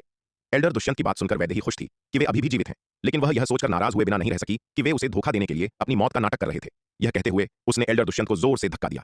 इस बार गुस्से में आकर उसने उन्हें असाधारण बल से धकेला। एल्डर दुष्यंत को इतनी जोर से धक्का लगा कि वे सीधे नीचे गिरे और धड़ाम से जमीन पर आ गिरे। आउच आउच, शिष्या, तुम सच में अपने गुरु को मारना चाहती हो? एल्डर दुष्यंत दर्द से करा उठे। उनकी चोटें पहले ही अत्यंत गंभीर थीं और वैदेही के धक्के ने उन्हें और भी बदतर कर दिया। उनके खुले घावों से फव्वारे की तरह खून बहने लगा। बूढ़े राक्षस दुष्यंत, आप नाटक तो नहीं कर रहे हैं, है ना? यह देखकर वैदेही ने उनकी ओर संदेह से देखा और पूछा। उनके पिछले कार्यों को देखने के बाद वह पहले से ही एल्डर दुष्यंत को लेकर कुछ शंकालु थी। वैदेही, तुम क्या कर रही हो? अगर एल्डर दुष्यंत ईश्वरीय विपत्ति से नहीं मरे तो वे शायद तुम्हारे हाथों मारे जाएंगे। जैसे ही वैदेही संदेह से घिरी, उसके कानों में एक आवाज गूंजी। वैदेही ने ऊपर देखा तो पाया कि विराट और शार्दुल आ चुके थे। बूढ़े दुष्यंत, क्या आप ठीक हैं? एल्डर दुष्यंत को जमीन पर लेटे हुए और हिलने डुलने में असमर्थ देखकर शार्दुल ने जल्दी से पूछा। उसने जल्दी से द्वितीय विपत्ति स्तर की एक नवजीवन संजीवनी गोली निकाली और उसे एल्डर दुष्यंत को खिला दिया। द्वितीय विपत्ति स्तर की इस नवजीवन संजीवनी गोली को लेने के बाद एल्डर दुष्यंत की हालत में थोड़ा सुधार हुआ। वह अभी नाटक नहीं कर रहे थे। वह वास्तव में ईश्वरीय विपत्ति के तहत गंभीर रूप से घायल हो गए थे और उनका ज्यादातर जीवन समाप्त हो चुका था। हालांकि वह वैदेही को उदास और परेशान नहीं देख सकते थे, इसलिए उन्होंने खुद को उठकर बैठने के लिए मजबूर किया था। लेकिन उन्हें उम्मीद नहीं थी कि वैदेही उन्हें फिर से इतनी जोर से धक्का देगी। अगर विराट और शार्दुल समय पर नहीं आते तो शायद वह सच में अपनी चोटों के कारण मर गए होते। वैदेही, तुम क्या कर रही हो? एल्डर दुष्यंत पहले ही इतनी बुरी तरह घायल हैं और तुमने फिर भी उन्हें चोट पहुंचा दी। विराट ने वैदेही की ओर देखा और चिढ़ते हुए कहा। भाई विराट, मैं ठीक हूं, मैं ठीक हूं। वैदेही बस मेरे लिए चिंतित थी। एल्डर दुष्यंत ने तुरंत वैदेही का बचाव किया। विराट की बात सुनकर वैदेही को तुरंत एहसास हो गया कि एल्डर दुष्यंत की पहले की स्थिति कोई नाटक नहीं थी। वह वास्तव में बुरी तरह घायल थे। गुरुजी, मुझे खेद है, मेरा यह मतलब नहीं था। वैदेही ने एल्डर दुष्यंत से माफी मांगते हुए कहा। शिष्या, तुम्हें ऐसा करने की कोई जरूरत नहीं है, मैं सच में ठीक हूं। एल्डर दुष्यंत ने जल्दी से अपने हाथ हिलाए। बोलते समय वह कुछ बार उछले और बोले, देखो, मैं अब बिल्कुल ठीक हूं। वे वास्तव में अपनी शिष्या वैदेही को बहुत प्यार करते थे और उसे इतना परेशान नहीं देख सकते थे। एल्डर दुष्यंत, मुझे लगता है कि आप अपनी शिष्या के प्रति बहुत अधिक उदार रहे हैं, यहां तक कि वह काफी अनियंत्रित हो गई है। विराट यह सब सहने में असमर्थ होकर कहने से खुद को रोक नहीं पाए। यह सुनकर वैदेही को गुस्सा आ गया। उसने विराट को घूर कर देखा और जवाब देने ही वाली थी कि तभी उसे याद आया कि उसने लगभग अपने गुरु को घायल कर दिया था और यह तो विराट और शार्दुल के समय पर आने का ही नतीजा था कि एक बड़ी आपदा टल गई थी। इसी कारण से वैदेही जो शब्द कहने वाली थी उन्हें निकल गई। एल्डर दुष्यंत की सफलता हालांकि एक अस्त व्यस्त और दयनीय स्थिति में समाप्त हुई, लेकिन अंततः यह एक बाल बाल बचने वाली घटना थी। हालांकि इस घटना ने विराट के लिए एक चेतावनी के रूप में काम किया। एल्डर दुष्यंत चतुर्थ विपत्ति लोक की ईश्वरीय विपत्ति को बिना किसी घटना के पार करने में सक्षम थे, क्योंकि उनके पास एक पंचम विपत्ति दिव्य अस्त्र था जिसने उनकी ताकत को बहुत बढ़ा दिया था। अगर यह कोई और होता जिसने चतुर्थ विपत्ति लोक में प्रवेश करते समय 28 आकाशीय बिजलियों को आकर्षित किया होता तो वह शायद इतना भाग्यशाली नहीं होता। पहले विराट का मानना था कि वर्तमान तलवार संप्रदाय के लिए तृतीय स्तर का नव आकाश विद्युत संग्रह ताबीज पर्याप्त से अधिक था। ऐसा इसलिए था क्योंकि तृतीय स्तर नव आकाश विद्युत संग्रह ताबीज 27 आकाशीय बिजलियों को अवशोषित कर सकता था। कई योद्धा चतुर्थ विपत्ति लोक में प्रवेश करते समय भी शायद ही कभी 27 आकाशीय बिजलियों को आकर्षित करते हैं। उदाहरण के लिए एल्डर योगिता ने चतुर्थ विपत्ति लोक में प्रवेश करते समय केवल 25 आकाशीय बिजलियों का सामना किया था। इसलिए तृतीय स्तर नव आकाश विद्युत संग्रह ताबीज कई योद्धाओं के लिए चतुर्थ विपत्ति लोक में प्रवेश करने के लिए पूरी तरह से पर्याप्त था। हालांकि आज एल्डर दुष्यंत को चतुर्थ विपत्ति लोक में प्रवेश करते हुए देखने के बाद विराट ने अपना मन बदल लिया। हालांकि चतुर्थ विपत्ति लोक में प्रवेश करने वाले किसी योद्धा के लिए 27 से अधिक आकाशीय बिजलियों को आकर्षित करना दुर्लभ है, लेकिन ऐसा होना असंभव नहीं है। यदि ऐसी स्थिति उत्पन्न होती है और साधक के पास उच्च स्तरीय नव आकाश विद्युत संग्रह ताबीज नहीं होता है तो विपत्ति से गुजरने वाले साधक के लिए जोखिम बहुत बड़ा होगा। विराट को लगा कि वह भाग्य पर निर्भर नहीं रह सकते। उन्हें शक्ति सिंधु महाद्वीप के योद्धाओं को चतुर्थ विपत्ति लोक में प्रवेश करते समय सुरक्षा की एक अतिरिक्त परत प्रदान करने के लिए जल्द से जल्द एक उच्च स्तरीय नव आकाश विद्युत संग्रह ताबीज बनाने की आवश्यकता थी। अपने निवास पर लौटने के बाद विराट ने अनंत परम मीनार के दूसरे स्तर में अगले तारे को रोशन करने के लिए अनंत परम मीनार से बड़ी मात्रा में दानव खजानों को अवशोषित कराया। बड़ी मात्रा में दानव खजानों को अवशोषित करने के बाद अनंत परम मीनार के दूसरे स्तर में 63वां तारा रोशन हो गया। विराट का अनुमान था कि 63वें तारे को पूरी तरह से रोशन करने के लिए आवश्यक ऊर्जा मोटे तौर पर 5 करोड़ जन्मजात आध्यात्मिक पत्थरों के बराबर थी। 63वें तारे के रोशन होने के बाद अनंत परम मीनार के दूसरे स्तर में तारे का प्रकाश दोगुना हो गया, जो जन्मजात आध्यात्मिक पत्थरों के प्रभाव के 5 गुना तक पहुंच गया। इस क्षण अनंत परम मीनार के दूसरे स्तर द्वारा बहाल किया गया क्षेत्र आकार में दोगुना हो गया था, जो 2000 शक्ति सिंधु महाद्वीपों के बराबर क्षेत्र तक पहुंच गया था। 63वें रोशन तारे के बीच विराट को एक और व्यूह रून विरासत मिली। इस बार विराट को चतुर्थ स्तर नव आकाश विद्युत संग्रह व्यूह का रून पैटर्न प्राप्त हुआ। यह देखकर विराट की खुशी का ठिकाना नहीं रहा। उनकी किस्मत काफी अच्छी थी। इस बार रोशन किए गए 63वें तारे से उन्हें जो व्यूह रून विरासत मिली वह बिल्कुल चतुर्थ स्तर नव आकाश विद्युत संग्रह व्यूह का रून पैटर्न था, जिसकी तलवार संप्रदाय को सख्त आवश्यकता थी। अगर उन्हें रोशन किए गए तारे से कोई अलग व्यूहरून विरासत मिली होती तो उन्हें शायद अगले तारे को रोशन करना जारी रखना पड़ता। हालांकि एक के बाद एक दो व्यूहरून विरासतें प्राप्त करने से उनकी आत्मा पर भारी बोझ पड़ता, लेकिन वर्तमान में तलवार संप्रदाय की जरूरतों को देखते हुए वह इसके बारे में चिंता नहीं कर सकते थे। सौभाग्य से इस बार उन्हें जो व्यूहरून विरासत मिली वह बिल्कुल वही रून पैटर्न था जिसकी उन्हें आवश्यकता थी, इसलिए उन्हें अल्पावधि में किसी अन्य तारे को रोशन करने की आवश्यकता नहीं थी। चतुर्थ स्तर नव आकाश विद्युत संग्रह व्यूह के रून पैटर्न का अध्ययन करने के बाद विराट ने इसे बनाना शुरू कर दिया। सौभाग्य से मध्य श्रेणी का रहस्यमय विद्युत पत्थर जो उनके निर्मल अवतार ने सप्त खड्ग अमर भवन में प्राप्त किया था वह अभी भी अप्रयुक्त था, इसलिए उन्हें शोधन के लिए सामग्री के बारे में चिंता करने की आवश्यकता नहीं थी। महाविपत्ति लोक के मध्य श्रेणी के रहस्यमय विद्युत पत्थरों का उपयोग तीसरे और चौथे स्तर के नव आकाश विद्युत संग्रह ताबीज बनाने के लिए किया जा सकता है। हालांकि उच्च स्तरीय नव आकाश विद्युत संग्रह ताबीज को महाविपत्ति लोक के मध्य श्रेणी के रहस्यमय विद्युत पत्थरों का उपयोग करके नहीं बनाया जा सकता है। उस समय विराट को शोधन के लिए उच्च श्रेणी के रहस्यमय विद्युत पत्थरों को खोजने की आवश्यकता होगी। पलक झपकते ही 1 महीना बीत गया। विराट ने अंततः एक चतुर्थ स्तर नव आकाश विद्युत संग्रह ताबीज बना लिया। ताबीज बनाने के कुछ ही दिनों बाद एल्डर पवन ने भी चतुर्थ विपत्ति लोक में प्रवेश करने के लिए एकांतवास की तैयारी शुरू कर दी। यह खबर मिलने पर विराट तुरंत एल्डर पवन के पास गए और उन्हें नवनिर्मित चतुर्थ स्तर नव आकाश विद्युत संग्रह ताबीज भेंट किया। चूंकि यह विराट का पहला चतुर्थ स्तर नव आकाश विद्युत संग्रह ताबीज था और इसे एक प्रयोग माना जाता था, इसलिए विराट ने एल्डर पवन से कोई भुगतान स्वीकार नहीं किया। कई दिनों के एकांतवास के बाद अंततः एल्डर पवन ने भी चतुर्थ विपत्ति लोक में प्रवेश कर लिया। इस बार एल्डर पवन के चतुर्थ विपत्ति लोक में प्रवेश के परिणाम स्वरूप आश्चर्यजनक रूप से 30 आकाशीय बिजलियां आकर्षित हुई जो उपाध्यक्ष दिवाकर से एक अधिक थी। उन दिनों एल्डर पवन शून्य समाधि महाद्वीप पर असाधारण रूप से मजबूत प्रतिभा वाले एक मार्शल आर्ट प्रतिभा थे। यही कारण था कि शून्य समाधि महाद्वीप पर कई रूपांतरण लोक के विशेषज्ञों ने उन्हें हड्डी दानव वंश को सील करने में भाग लेने की अनुमति नहीं दी, बल्कि उन्हें पीछे छोड़ दिया। एल्डर पवन के लिए हड्डी दानव वंश को सील करने के लिए उनके साथ खुद को बलिदान करना एक बड़ी बर्बादी होती। बेशक एल्डर पवन की इसे हासिल करने की क्षमता केवल उनकी जन्मजात मार्शल आर्ट प्रतिभा के कारण नहीं थी, इसका अधिकांश कारण तलवार संप्रदाय के अविश्वसनीय रूप से शक्तिशाली खेती संसाधन थे। यदि यह केवल उनकी मूल प्रतिभा होती तो चतुर्थ विपत्ति लोक में प्रवेश करने पर कभी भी पूरी 30 आकाशीय बिजलियां आकर्षित नहीं होती। हालांकि अपनी सफलता के दौरान उन्होंने जितनी आकाशीय बिजलियां आकर्षित की वह बड़ी थी, लेकिन उन पर दबाव बहुत अधिक था। वह 29वीं आकाशीय बिजली से गंभीर रूप से घायल हो गए थे, ठीक उसी तरह जैसे अपनी सफलता के दौरान उपाध्यक्ष दिवाकर का अनुभव था। अपनी स्वयं की शक्ति से उनके लिए 30वीं आकाशीय बिजली का सामना करना बिल्कुल असंभव था।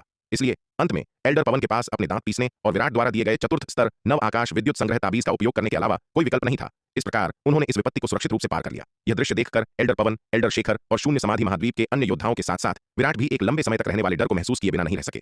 एल्डर पवन, एल्डर शेखर और अन्य लोग भयभीत थे, क्योंकि सौभाग्य से विराट ने एल्डर पवन को चतुर्थ स्तर नव आकाश विद्युत संग्रह ताबीज दिया था जब एल्डर पवन चतुर्थ विपत्ति लोक में प्रवेश करने की तैयारी कर रहे थे। अन्यथा एल्डर पवन वास्तव में ईश्वरीय विपत्ति के तहत मारे जाते। दूसरी ओर विराट भयभीत थे, क्योंकि एल्डर दुष्यंत की विपत्ति को देखने के बाद जब वे चतुर्थ विपत्ति लोक में प्रवेश कर रहे थे तो वे तुरंत अनंत परम मीनार के 63वें तारे को रोशन करने के लिए चले गए, जिससे चतुर्थ स्तर नव आकाश विद्युत संग्रह ताबीज के रून प्राप्त हुए और इस प्रकार इसे परिष्कृत किया। अन्यथा इस बार एल्डर पवन को सच में नुकसान उठाना पड़ सकता था। यदि एल्डर पवन ईश्वरीय विपत्ति के तहत मारे जाते तो इसका तलवार संप्रदाय की स्थिरता पर महत्वपूर्ण प्रभाव पड़ता। शून्य समाधि महाद्वीप में एल्डर पवन की प्रतिष्ठा बहुत अधिक है। यह एल्डर पवन की उपस्थिति के कारण ही है कि शून्य समाधि महाद्वीप में कई योद्धा इतने आज्ञाकारी हैं। यदि एल्डर पवन की मृत्यु हो जाती तो शून्य समाधि महाद्वीप के योद्धा संभवतः नेतृत्वहीनता की स्थिति में आ जाते। शून्य समाधि महाद्वीप के योद्धाओं के बीच एल्डर पवन का प्रतिस्थापन खोजना बेहद मुश्किल होगा। हालांकि एल्डर शेखर की प्रतिष्ठा भी उच्च है, लेकिन यह शून्य समाधि महाद्वीप के योद्धाओं के दिलों में एल्डर पवन की स्थिति के बराबर होने से कोसों दूर है। शायद एल्डर पवन की मृत्यु के बाद शून्य समाधि महाद्वीप के योद्धा कोई परेशानी पैदा नहीं करते। आखिरकार तलवार संप्रदाय की ताकत को कम नहीं आंका जा सकता। तलवार संप्रदाय की वर्तमान ताकत के साथ यह शून्य समाधि महाद्वीप को कुचलने में पूरी तरह सक्षम है। हालांकि इससे अभी भी तलवार संप्रदाय के भीतर सामंजस्य और एकता प्रभावित होगी। इसके अलावा यहां तक कि विशुद्ध रूप से व्यक्तिगत दृष्टिकोण से विराट एल्डर पवन को ईश्वरीय विपत्ति के तहत मरते नहीं देखना चाहते हैं। जब वे अभी भी कमजोर थे तब भी एल्डर पवन ने उनके साथ समान व्यवहार किया था। वर्षों पहले शून्य समाधि महाद्वीप के साथ व्यापार ने तलवार संप्रदाय को कई उच्च स्तरीय जादुई खजाने हासिल करने की अनुमति दी थी, जो उस समय संप्रदाय के लिए एक महत्वपूर्ण बढ़ावा था। संक्षेप में वे और एल्डर पवन काफी अच्छे दोस्त थे। अगली अवधि के लिए विराट ने अपना समय और ऊर्जा अधिक से अधिक चतुर्थ स्तर नव आकाश विद्युत संग्रह ताबीज बनाने पर केंद्रित की। एल्डर पवन के चतुर्थ विपत्ति लोक में प्रवेश करने के बाद शक्ति सिंधु महाद्वीप और शून्य समाधि महाद्वीप के कई योद्धाओं ने भी एक के बाद एक चतुर्थ विपत्ति लोक में प्रवेश करना शुरू कर दिया। अंधकार दानव वंश के साथ महान युद्ध भी कई लोगों के लिए एक बड़ी परीक्षा थी। भयंकर लड़ाई के बाद एक योद्धा की ताकत को आसानी से परखा और सुधारा जा सकता है। इसके अलावा अंधकार दानव वंश के साथ इस महान युद्ध ने कई लोगों को बड़ी मात्रा में युद्ध गुण अर्जित करने का अवसर दिया। पर्याप्त गुणों ने उन्हें खेती के लिए 23वें स्तर के तलवार संकल्प अभ्यास व्यूह का उपयोग करके बहुत समय बिताने और अधिक उच्च स्तरीय खेती संसाधनों का आदान प्रदान करने की अनुमति दी। हालांकि भले ही इन योद्धाओं ने लगातार चतुर्थ विपत्ति लोक में प्रवेश किया, उनमें से कोई भी एल्डर पवन की ऊंचाई तक नहीं पहुंच सका और 30 आकाशीय बिजलियों को आकर्षित नहीं कर सका। एल्डर पवन की ऊंचाई तक पहुंचने की तो बात ही छोड़िए, यहां तक कि उपाध्यक्ष दिवाकर और एल्डर दुष्यंत की ऊंचाइयों तक पहुंचना भी अत्यंत दुर्लभ था। अधिकांश योद्धाओं को एल्डर योगिता की तरह चतुर्थ विपत्ति लोक में प्रवेश करते समय 24 या 25 आकाशीय बिजलियों का सामना करना पड़ा। इनमें से कई योद्धाओं ने चतुर्थ विपत्ति लोक में प्रवेश करते समय ईश्वरीय विपत्ति का सामना करने के लिए अपनी ताकत पर भरोसा किया, और यहां तक कि जो अपनी ताकत पर भरोसा नहीं कर सकते थे उन्हें केवल तृतीय स्तर नव आकाश विद्युत संग्रह ताबीज का उपयोग करने की आवश्यकता थी। उन्हें अभी तक चतुर्थ स्तर नव आकाश विद्युत संग्रह ताबीज की आवश्यकता नहीं थी। इस अवधि के दौरान केवल एल्डर पवन ही वास्तव में चतुर्थ स्तर नव आकाश विद्युत संग्रह ताबीज का उपयोग करने में सक्षम थे। यह देखकर विराट ने 20 या 30 चतुर्थ स्तर नव आकाश विद्युत संग्रह ताबीज बनाने के बाद अस्थायी रूप से शोधन बंद कर दिया। इतने ताबीजों के साथ यह लंबे समय तक तलवार संप्रदाय के लिए पर्याप्त होगा। वर्तमान में उनका सबसे महत्वपूर्ण काम अपनी आत्मा की चोटों से उबरना था। स्वास्थ्य लाभ की इस अवधि के बाद विराट की आत्मा की चोटें लगभग 60 या 70% तक ठीक हो गई थीं। फिर भी विराट ने जरा भी ढिलाई बरतने की हिम्मत नहीं की। उन्हें अपनी स्थिति को चरम पर वापस लाने के लिए अपनी पूरी कोशिश करनी थी। इसके अलावा उन्हें अपने मुख्य शरीर की शक्ति को भी यथासंभव सुधारने की आवश्यकता थी। वर्तमान में शक्ति सिंधु महाद्वीप के सामने जो स्थिति थी वह अत्यंत गंभीर थी। यह अज्ञात था कि अंधकार दानव वंश अगले महान युद्ध के लिए कितनी शक्ति जुटाएगा। इस बीच विराट का स्वर्ण ड्रैगन अवतार अभी भी महाविपत्ति लोक के उन अंधकार दानव पुतलों को परिष्कृत करने पर केंद्रित था।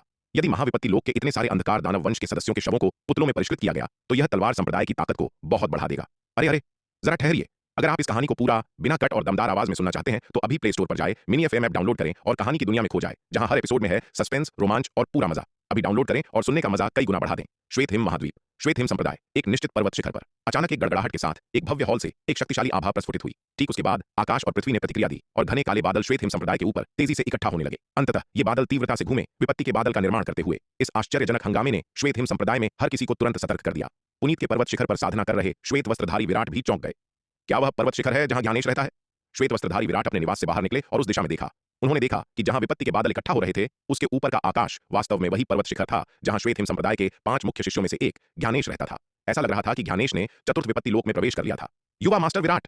जैसे ही श्वेत वस्त्रधारी विराट उस दिशा में देख रहे थे, चंद्रिका अपने पर्वत शिखर से नीचे उड़ी और उनके बगल में उतर गई।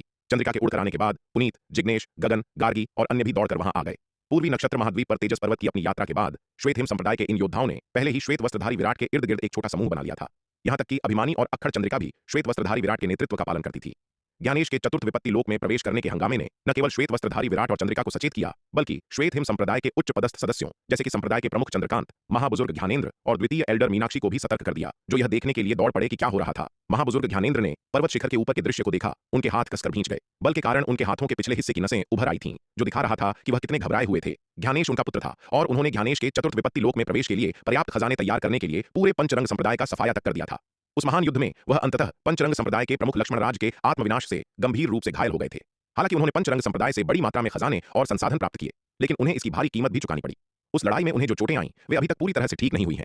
इतनी बड़ी कीमत चुकाने के बाद वे स्वाभाविक रूप से इस बात को लेकर बहुत चिंतित थे कि क्या ज्ञानेश सफलतापूर्वक चतुर्थ विपत्ति लोक में प्रवेश कर पाएगा। यदि ज्ञानेश सफलतापूर्वक चतुर्थ विपत्ति लोक में प्रवेश कर लेता है तो पिता और पुत्र दोनों चतुर्थ विपत्ति लोक के विशेषज्ञ होंगे और यहां तक कि संप्रदाय के प्रमुख चंद्रकांत को भी उनसे मुकाबला करना मुश्किल होगा। इस दृश्य पर महाबुजुर्ग ज्ञानेंद्र तनाव और प्रत्याशा दोनों से भरे हुए थे। बूम!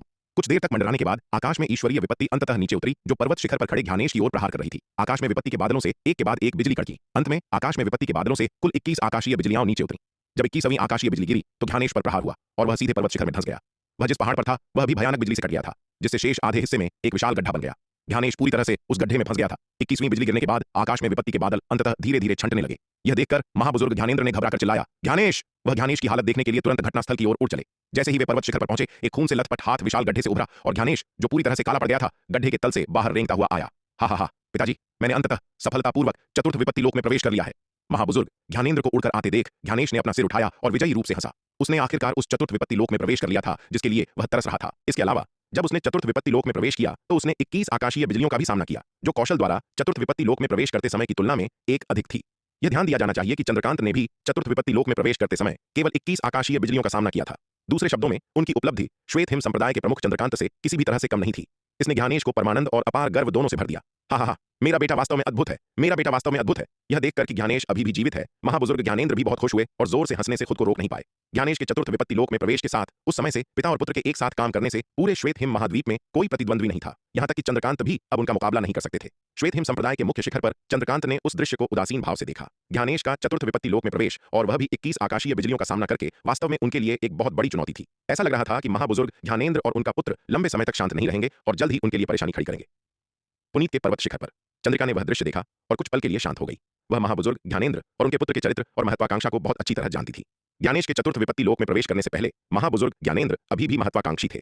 अब जब ज्ञानेश ने भी चतुर्थ विपत्ति लोक में प्रवेश कर लिया है तो उनके पास अनिवार्य रूप से चतुर्थ विपत्ति लोक में 2 विशेषज्ञ हैं। यह संभव है कि उनके पिता चंद्रकांत उनकी संयुक्त शक्ति के दबाव का सामना करने में सक्षम न हो।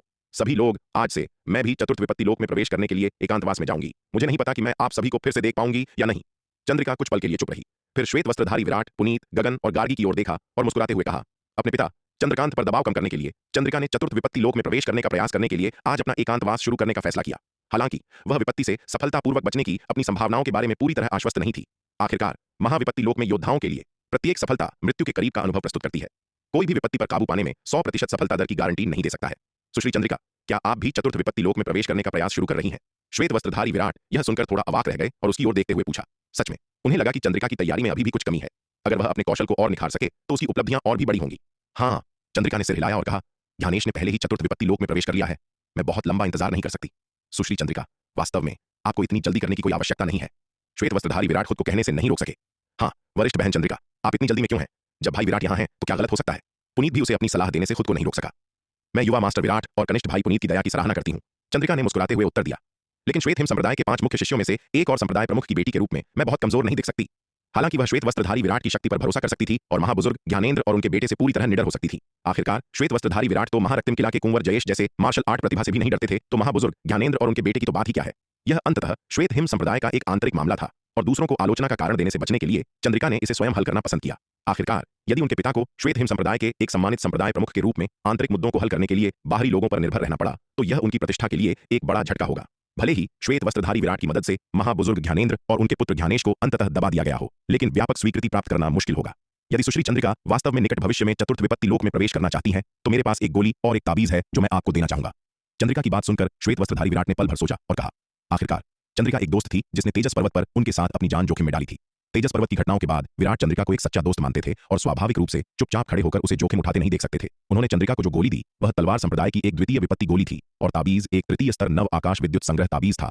चंद्रिका के लिए एक तृतीय स्तर नव आकाश विद्युत संग्रह ताबीज पर्याप्त से अधिक था। उसे चतुर्थ स्तर की ताबीज की आवश्यकता नहीं थी। विराट को यह विश्वास नहीं था कि चंद्रिका चतुर्थ विपत्ति लोक में प्रवेश करते समय 27 से अधिक आकाशीय बिजलियों को आकर्षित कर सकती है। यह देखकर चंद्रिका की आंखें चमक उठीं।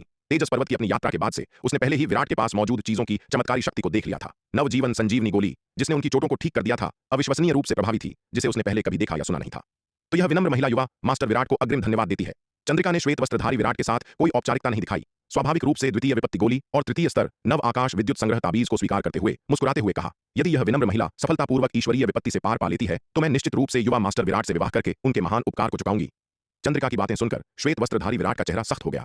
सुश्री चंद्रिका, अगर ऐसी बात है तो मैं आपको ये 2 वस्तुएं नहीं दूंगा। यह देख करके इस महिला ने सार्वजनिक रूप से उनके साथ छेड़खानी करने का साहस किया। श्वेत वस्त्रधारी विराट ने कुछ गुस्से में कहा, युवा मास्टर विराट, क्योंकि आपने उन्हें पहले ही दे दिया है इसलिए उन्हें वापस लेने का कोई कारण नहीं है। यह सुनकर चंद्रिका ने जल्दी से द्वितीय विपत्ति गोली और तृतीय स्तर नव आकाश विद्युत संग्रह ताबीज को दूर रख दिया। ठीक है सभी लोग, मैं अब एकांतवास में जा रही हूँ। जब मैं चतुर्थ विपत्ति लोक में प्रवेश कर लूंगी तो हम फिर से एक साथ जश्न मनाएंगे। चंद्रिका ने हाथ हिलाया और मुस्कुराते हुए कहा। इसके साथ वह बिजली की गति से अपने पर्वत शिखर की ओर उड़ गई। विराट द्वारा दी गई गोलियों और ताबीजों के साथ एकांतवास के दौरान चतुर्थ विपत्ति लोक में प्रवेश करने में उसका आत्मविश्वास काफी बढ़ गया। यह आत्मविश्वास विराट की चमत्कारी क्षमताओं को देखने के बाद उन पर उनके अपार भरोसे से उपजा था। यह देखकर श्वेत वस्त्रधारी विराट अपना सिर हिलाए बिना न रह सके। उन्हें समझ नहीं आ रहा था कि इस महिला के बारे में क्या कहें। उसे अनदेखा करना उनके लिए बहुत अधिक होगा, लेकिन उसके प्रति बहुत अच्छा होने से वह अक्सर बहुत अधिक ढीठ हो जाती थी। चंद्रिका अपने निवास पर लौट आई और उसने तुरंत विराट द्वारा दी गई द्वितीय विपत्ति गोली ले ली। जैसे ही उसने गोली निकली, चंद्रिका को तुरंत अपने पेट से एक विशाल औषधीय शक्ति फैलती हुई महसूस हुई। इस औषधीय शक्ति में अतुलनीय रूप से शुद्ध ऊर्जा थी जो न केवल उसकी साधना के स्तर को तेजी से बढ़ा रही थी बल्कि उसकी शारीरिक योग्यता को भी बदल रही थी। जहां भी वह शक्तिशाली औषधीय शक्ति उमड़ती, चंद्रिका को अपने शरीर में एक नाटकीय परिवर्तन महसूस होता था। इसे महसूस करते हुए चंद्रिका पूरी तरह से चकित थी। हालांकि उसे उम्मीद थी कि विराट ने उसे जो दिया था वह असाधारण होगा, लेकिन इस गोली की चमत्कारी शक्ति उसकी उम्मीदों से कहीं अधिक थी। कुछ अगरबत्ती जलने के समय के बाद चंद्रिका के शरीर से एक गड़गड़ाहट के साथ एक शक्तिशाली आभा प्रस्फुटित हुई। शक्तिशाली औषधीय शक्ति ने सीधे उसकी साधना के लोक की बाधा को तोड़ दिया, उसे सीधे चतुर्थ विपत्ति लोक में धकेल दिया। जब उसने खुद को चतुर्थ विपत्ति लोक में प्रवेश करते देखा तो चंद्रिका कुछ दंग रह गई। उसने कहा था कि वह चतुर्थ विपत्ति लोक में प्रवेश करने का प्रयास करने के लिए एकांतवास में जा रही है, लेकिन उसे उम्मीद नहीं थी कि वह इतनी जल्दी प्रवेश कर लेगी। यहां तक कि एकांतवास के कुछ ही समय बाद जब चंद्रिका अभी भी घबराहट में थी, आकाश में विपत्ति के घने बादल इकट्ठा होने लगे। ऊपर विपत्ति के बादलों में समाहित अपार ईश्वरीय शक्ति को महसूस करते हुए चंद्रिका अंततः अपने भ्रम से बाहर आ गई। उसने महसूस किया कि उसने वास्तव में चतुर्थ विपत्ति लोक में प्रवेश कर लिया है। अपना संयम वापस पाने के बाद चंद्रिका आसन्न विपत्ति का सामना करने की तैयारी करते हुए जल्दी से अपने मुख्य हॉल से बाहर आ गई। चंद्रिका की सफलता ने न केवल उसे आश्चर्यचकित कर दिया बल्कि पूरे श्वेत हिम संप्रदाय को भी झकझोर कर रख दिया। श्वेत हिम संप्रदाय के सदस्य ज्ञानेश के चतुर्थ विपत्ति लोक में प्रवेश करने से अभी भी उबरे नहीं थे कि उन्होंने देखा कि एक दूसरे व्यक्ति ने भी चतुर्थ विपत्ति लोक में प्रवेश कर लिया है। यह कैसा दिन था? क्या स्वर्ग ने अचानक उनके श्वेत हिम संप्रदाय को आशीर्वाद दे दिया था जिससे आज के बाद उनका भाग्य चमक उठा था? हर कोई सदमे में उस दिशा की ओर देख रहा था जहां नई विपत्ति बन रही थी और उन्होंने देखा कि जिस व्यक्ति ने अभी अभी चतुर्थ विपत्ति लोक में प्रवेश किया था वह वास्तव में 5 मुख्य शिष्यों में से एक चंद्रिका थी। महाबुजुर्ग ज्ञानेंद्र और ज्ञानेश अभी तक चतुर्थ विपत्ति लोक में प्रवेश करने के परमानंद से शांत नहीं हुए थे कि उन्होंने अचानक देखा कि विपत्ति के जो बादल पहले छंट गए थे वे वास्तव में फिर से उठने और इकट्ठा होने लगे हैं। यह देखकर महाबुजुर्ग ज्ञानेंद्र और ज्ञानेश अवाक रह गए। उन्होंने तेजी से उस दिशा में देखा और पाया कि जिस व्यक्ति ने चतुर्थ विपत्ति लोक में प्रवेश किया था वह कोई और नहीं बल्कि चंद्रिका थी। उनका पहले का खुशी से भरा भाव तुरंत गंभीर हो गया। वह कुतिया चंद्रिका, उसने वास्तव में इस समय चतुर्थ विपत्ति लोक में प्रवेश कर लिया। पहाड़ की चोटी पर खड़ी चंद्रिका को देखकर ज्ञानेश ने नाराजगी और ईर्ष्या के साथ कहा। महाबुजुर्ग ज्ञानेंद्र की गहन तैयारियों के कारण ज्ञानेश ने चतुर्थ विपत्ति लोक में प्रवेश करने के लिए अनगिनत कष्ट सहे थे। वह ईश्वरीय विपत्ति से बाल बाल बचा था और सफलतापूर्वक चतुर्थ विपत्ति लोक तक पहुंच गया था। इसके लिए महाबुजुर्ग ज्ञानेंद्र ने पंचरंग संप्रदाय को भी नष्ट कर दिया था और एक भारी कीमत चुकाई थी। लेकिन चंद्रिका को चतुर्थ विपत्ति लोक में प्रवेश करने के लिए खजाने और संसाधन कहां से मिले? क्या ऐसा हो सकता है कि उसे अपनी पिछली प्रशिक्षण यात्रा के दौरान कोई बड़ा अवसर मिला हो? ध्यानेश, चिंता मत करो, चंद्रिका ने अभी चतुर्थ विपत्ति लोक की बाधा को पार किया है। वह ईश्वरीय विपत्ति से पार पा सकेगी या नहीं, यह अभी भी अज्ञात है। महाबुजुर्ग ज्ञानेंद्र ने उसे दिलासा दिया। महाविपत्ति लोक के एक योद्धा के लिए एक नए लोक में प्रवेश करना सबसे महत्वपूर्ण बात नहीं है। महाविपत्ति लोक के योद्धा को रोकने वाली सबसे बड़ी परीक्षा उनके लोक को रोकने वाली बाधा नहीं है, बल्कि ईश्वरीय विपत्ति है जो ईश्वरीय मार्ग से नीचे उतरती है। पिताजी सही कह रहे हैं। महाबुजुर्ग ज्ञानेंद्र की बात सुनकर ज्ञानेश ने थोड़ा बेहतर महसूस किया। श्वेत हिम संप्रदाय के मुख्य शिखर पर उदासीन रहे चंद्रकांत ने अचानक उस पहाड़ की दिशा में देखा जहां चंद्रिका रहती थी। जब उन्होंने उस पहाड़ के ऊपर विपत्ति के बादलों को इकट्ठा होते देखा तो चंद्रकांत के हाव भाव तुरंत बदल गए। चंद्रिका वास्तव में इतनी मूर्ख है? क्या किसी लोक में प्रवेश करते समय जोर जबरदस्ती करनी चाहिए? आमतौर पर शांत रहने वाले चंद्रकांत चिंतित हुए बिना नहीं रह सके। जैसा कि कहावत है, कोई भी पिता से बेहतर बेटी को नहीं जानता। चंद्रकांत चंद्रिका के व्यक्तित्व को बहुत अच्छी तरह से जानते थे। इस महत्वपूर्ण मोड़ पर चंद्रिका का जबरन महाविपत्ति लोक में प्रवेश निस्संदेह ज्ञानेश के उकसावे के कारण था। उसे डर था कि संप्रदाय प्रमुख के रूप में उसके पिता महाबुजुर्ग ज्ञानेंद्र और उनके बेटे के दबाव का सामना नहीं कर पाएंगे। चंद्रिका के कार्यों को देखकर चंद्रकांत क्रोधित और चिंतित दोनों थे। वह अपनी बेटी को ऐसा जोखिम उठाते देखने के बजाय संप्रदाय प्रमुख के रूप में अपना पद खोना पसंद करेंगे। दुर्भाग्य से ईश्वरीय विपत्ति पहले ही बन चुकी थी और अपनी चिंता के बावजूद वह इसे रोकने में शक्तिहीन थे। आखिरकार विपत्ति एक व्यक्तिगत मामला है और दूसरे इसमें हस्तक्षेप नहीं कर सकते। योद्धा की विपत्ति में हस्तक्षेप करने का प्रयास करने वाले किसी भी व्यक्ति को केवल ईश्वरीय विपत्ति का दंड मिलेगा। इस तरह न केवल विपत्ति से गुजरने वाला योद्धा इसके प्रभाव में मर सकता है, बल्कि हस्तक्षेप करने वाले भी नष्ट हो जाएंगे। इसलिए इस दृश्य को देखते हुए चंद्रकांत चिंतित होकर खड़े रहने के अलावा कुछ नहीं कर सकते थे। पुनीत के पर्वत शिखर पर पुनीत, जिग्नेश, गगन, गार्गी और अन्य लोग अभी भी श्वेत वस्त्रधारी विराट के इर्द गिर्द जमा थे। वे अभी तक तितर बितर नहीं हुए थे। चंद्रिका की सफलता को देखकर वे ज्यादा आश्चर्यचकित नहीं हुए। इतने लंबे समय तक श्वेत वस्त्रधारी विराट का अनुसरण करने के बाद वे उनकी असाधारण क्षमताओं से अच्छी तरह वाकिफ थे। चूंकि श्वेत वस्त्रधारी विराट ने चंद्रिका को ये दो वस्तुएं दी थीं, इसलिए उसका चतुर्थ विपत्ति लोक में प्रवेश लगभग एक निश्चित निष्कर्ष था। आखिरकार उन्होंने अभी तक ऐसा कुछ नहीं खोजा था जो श्वेत वस्त्रधारी विराट नहीं कर सकते थे। बूम! चंद्रिका जिस पहाड़ पर थी उसके ऊपर कुछ समय तक मंडराने के बाद ईश्वरीय विपत्ति अंततः शुरू हो गई। आकाश में विपत्ति के बादलों से एक के बाद एक बिजली कड़की और चंद्रिका से टकराई। अंत में विपत्ति के बादलों से कुल 22 बिजलियां नीचे उतरी। लेकिन चंद्रिका ज्ञानेश की तुलना में इन 22 बिजलियों पर बहुत अधिक आसानी से काबू पाती हुई लग रही थी। इस दौरान उसने कभी भी उस तृतीय स्तर नव आकाश विद्युत संग्रह ताबीज का उपयोग नहीं किया जो विराट ने उसे दिया था। यह देखकर श्वेत वस्त्रधारी विराट को विशेष आश्चर्य नहीं हुआ। आखिरकार चंद्रिका ने तेजस पर्वत में उस षष्ठम विपत्ति लोक के विशेषज्ञ के गुफा खंडहरों से एक चतुर्थ स्तर का दिव्य अस्त्र प्राप्त किया था। हाथ में एक चतुर्थ स्तर के दिव्य अस्त्र के साथ और जुबैदा द्वारा व्यक्तिगत रूप से परिष्कृत द्वितीय विपत्ति गोली का भी सेवन करने के बाद केवल 22 आकाशीय बिजलियों से बचना स्वाभाविक रूप से कोई समस्या नहीं थी। ऐसा इसलिए है क्योंकि द्वितीय विपत्ति गोली न केवल एक योद्धा के लोक बाधाओं को तोड़ने की संभावनाओं को बढ़ाती है, बल्कि विपत्ति के दौरान आकाशीय बिजली का विरोध करने में भी बहुत मदद करती है। चूंकि चंद्रिका ने द्वितीय विपत्ति गोली का सेवन किया था और उसके पास एक चतुर्थ स्तर का दिव्य अस्त्र था, इसलिए यदि वह स्वयं केवल 22 आकाशीय बिजलियों का भी सामना नहीं कर सकती थी तो वह काफी बेकार लगेगी। विराट ने उसे जो तृतीय स्तर नव आकाश विद्युत संग्रह ताबीज दिया था वह केवल सुरक्षा की एक अतिरिक्त परत थी। इसका मतलब यह नहीं था कि विराट का मानना था कि वह निश्चित रूप से इसका उपयोग करने में सक्षम होगी। आखिरकार शक्ति सिंधु महाद्वीप के योद्धाओं के लिए चतुर्थ विपत्ति लोक में प्रवेश करने वाले किसी भी व्यक्ति द्वारा केवल 22 आकाशीय बिजलियां आसानी से झेली जा सकती हैं। कम से कम अब तक चतुर्थ विपत्ति लोक में प्रवेश करने वाले तलवार संप्रदाय के योद्धाओं में से किसी ने भी 22 आकाशीय बिजलियों से कम का सामना नहीं किया है। हालांकि कुछ ही लोगों ने उपाध्यक्ष दिवाकर, एल्डर दुष्यंत और एल्डर पवन के चमकदार कारनामे हासिल किए हैं, लेकिन अधिकांश ने 24 या 25 बिजलियों का प्रबंध किया है। हालांकि तलवार संप्रदाय के लिए यह न्यूनतम मानक है, लेकिन श्वेत हिम संप्रदाय के लिए यह आश्चर्यजनक है। जब उन्होंने चंद्रिका को आसानी से 22 आकाशीय बिजलियों का सामना करते देखा तो अविश्वास में हर किसी की आंखें चौड़ी हो गईं, क्योंकि श्वेत हिम संप्रदाय के सबसे मजबूत सदस्य पूर्वज श्वेत हिम ने ही चतुर्थ विपत्ति लोक में प्रवेश करते समय यह मुकाम हासिल किया था। पूर्वज श्वेत हिम के अलावा पूरे श्वेत हिम संप्रदाय में कोई और इस ऊंचाई तक नहीं पहुंचा है। यहां तक कि चंद्रकांत भी अपनी असाधारण प्रतिभा के साथ चतुर्थ विपत्ति लोक में प्रवेश करते समय केवल 21 आकाशीय बिजलियों का सामना करने में सफल रहे थे। लेकिन अब चंद्रिका ने चंद्रकांत की उपलब्धि को पीछे छोड़ दिया है, उस ऊंचाई पर पहुंच गई है जहां तब केवल पूर्वज श्वेत हिम ही पहुंच सकते थे। इसके अलावा वह 22 आकाशीय बिजलियों का इतनी आसानी से सामना करती हुई लग रही थी। शायद खुद पूर्वज श्वेत हिम को भी चतुर्थ विपत्ति लोक में प्रवेश करना इतना आसान नहीं लगा था। एक पल के लिए श्वेत हिम संप्रदाय का हर व्यक्ति चंद्रिका के इस आश्चर्यजनक प्रदर्शन से पूरी तरह दंग रह गया। यहां तक कि चंद्रिका के पिता चंद्रकांत, जो श्वेत हिम संप्रदाय के सम्मानित प्रमुख थे, की आंखों में भी अविश्वास का भाव था। उनकी बेटी इतनी सक्षम कब हो गई? चंद्रकांत चंद्रिका की प्रतिभा को बहुत अच्छी तरह जानते थे। हालांकि वह श्वेत हिम संप्रदाय के 5 मुख्य शिष्यों में से एक थी और कुछ ही लोग उसकी प्रतिभा की बराबरी कर सकते थे। फिर भी वह इसे हासिल करने में सक्षम होने से बहुत दूर थी। क्या ऐसा हो सकता है कि उसे अपनी पिछली प्रशिक्षण यात्रा के दौरान पूर्वी नक्षत्र महाद्वीप में कोई पूरी तरह से दंग रह गया? यहां तक कि चंद्रिका के पिता श्वेत हिम संप्रदाय के प्रतिष्ठित प्रमुख चंद्रकांत की आंखों में भी अविश्वास की झलक थी। उनकी बेटी इतनी सक्षम कब हो गई? चंद्रकांत अपनी बेटी चंद्रिका की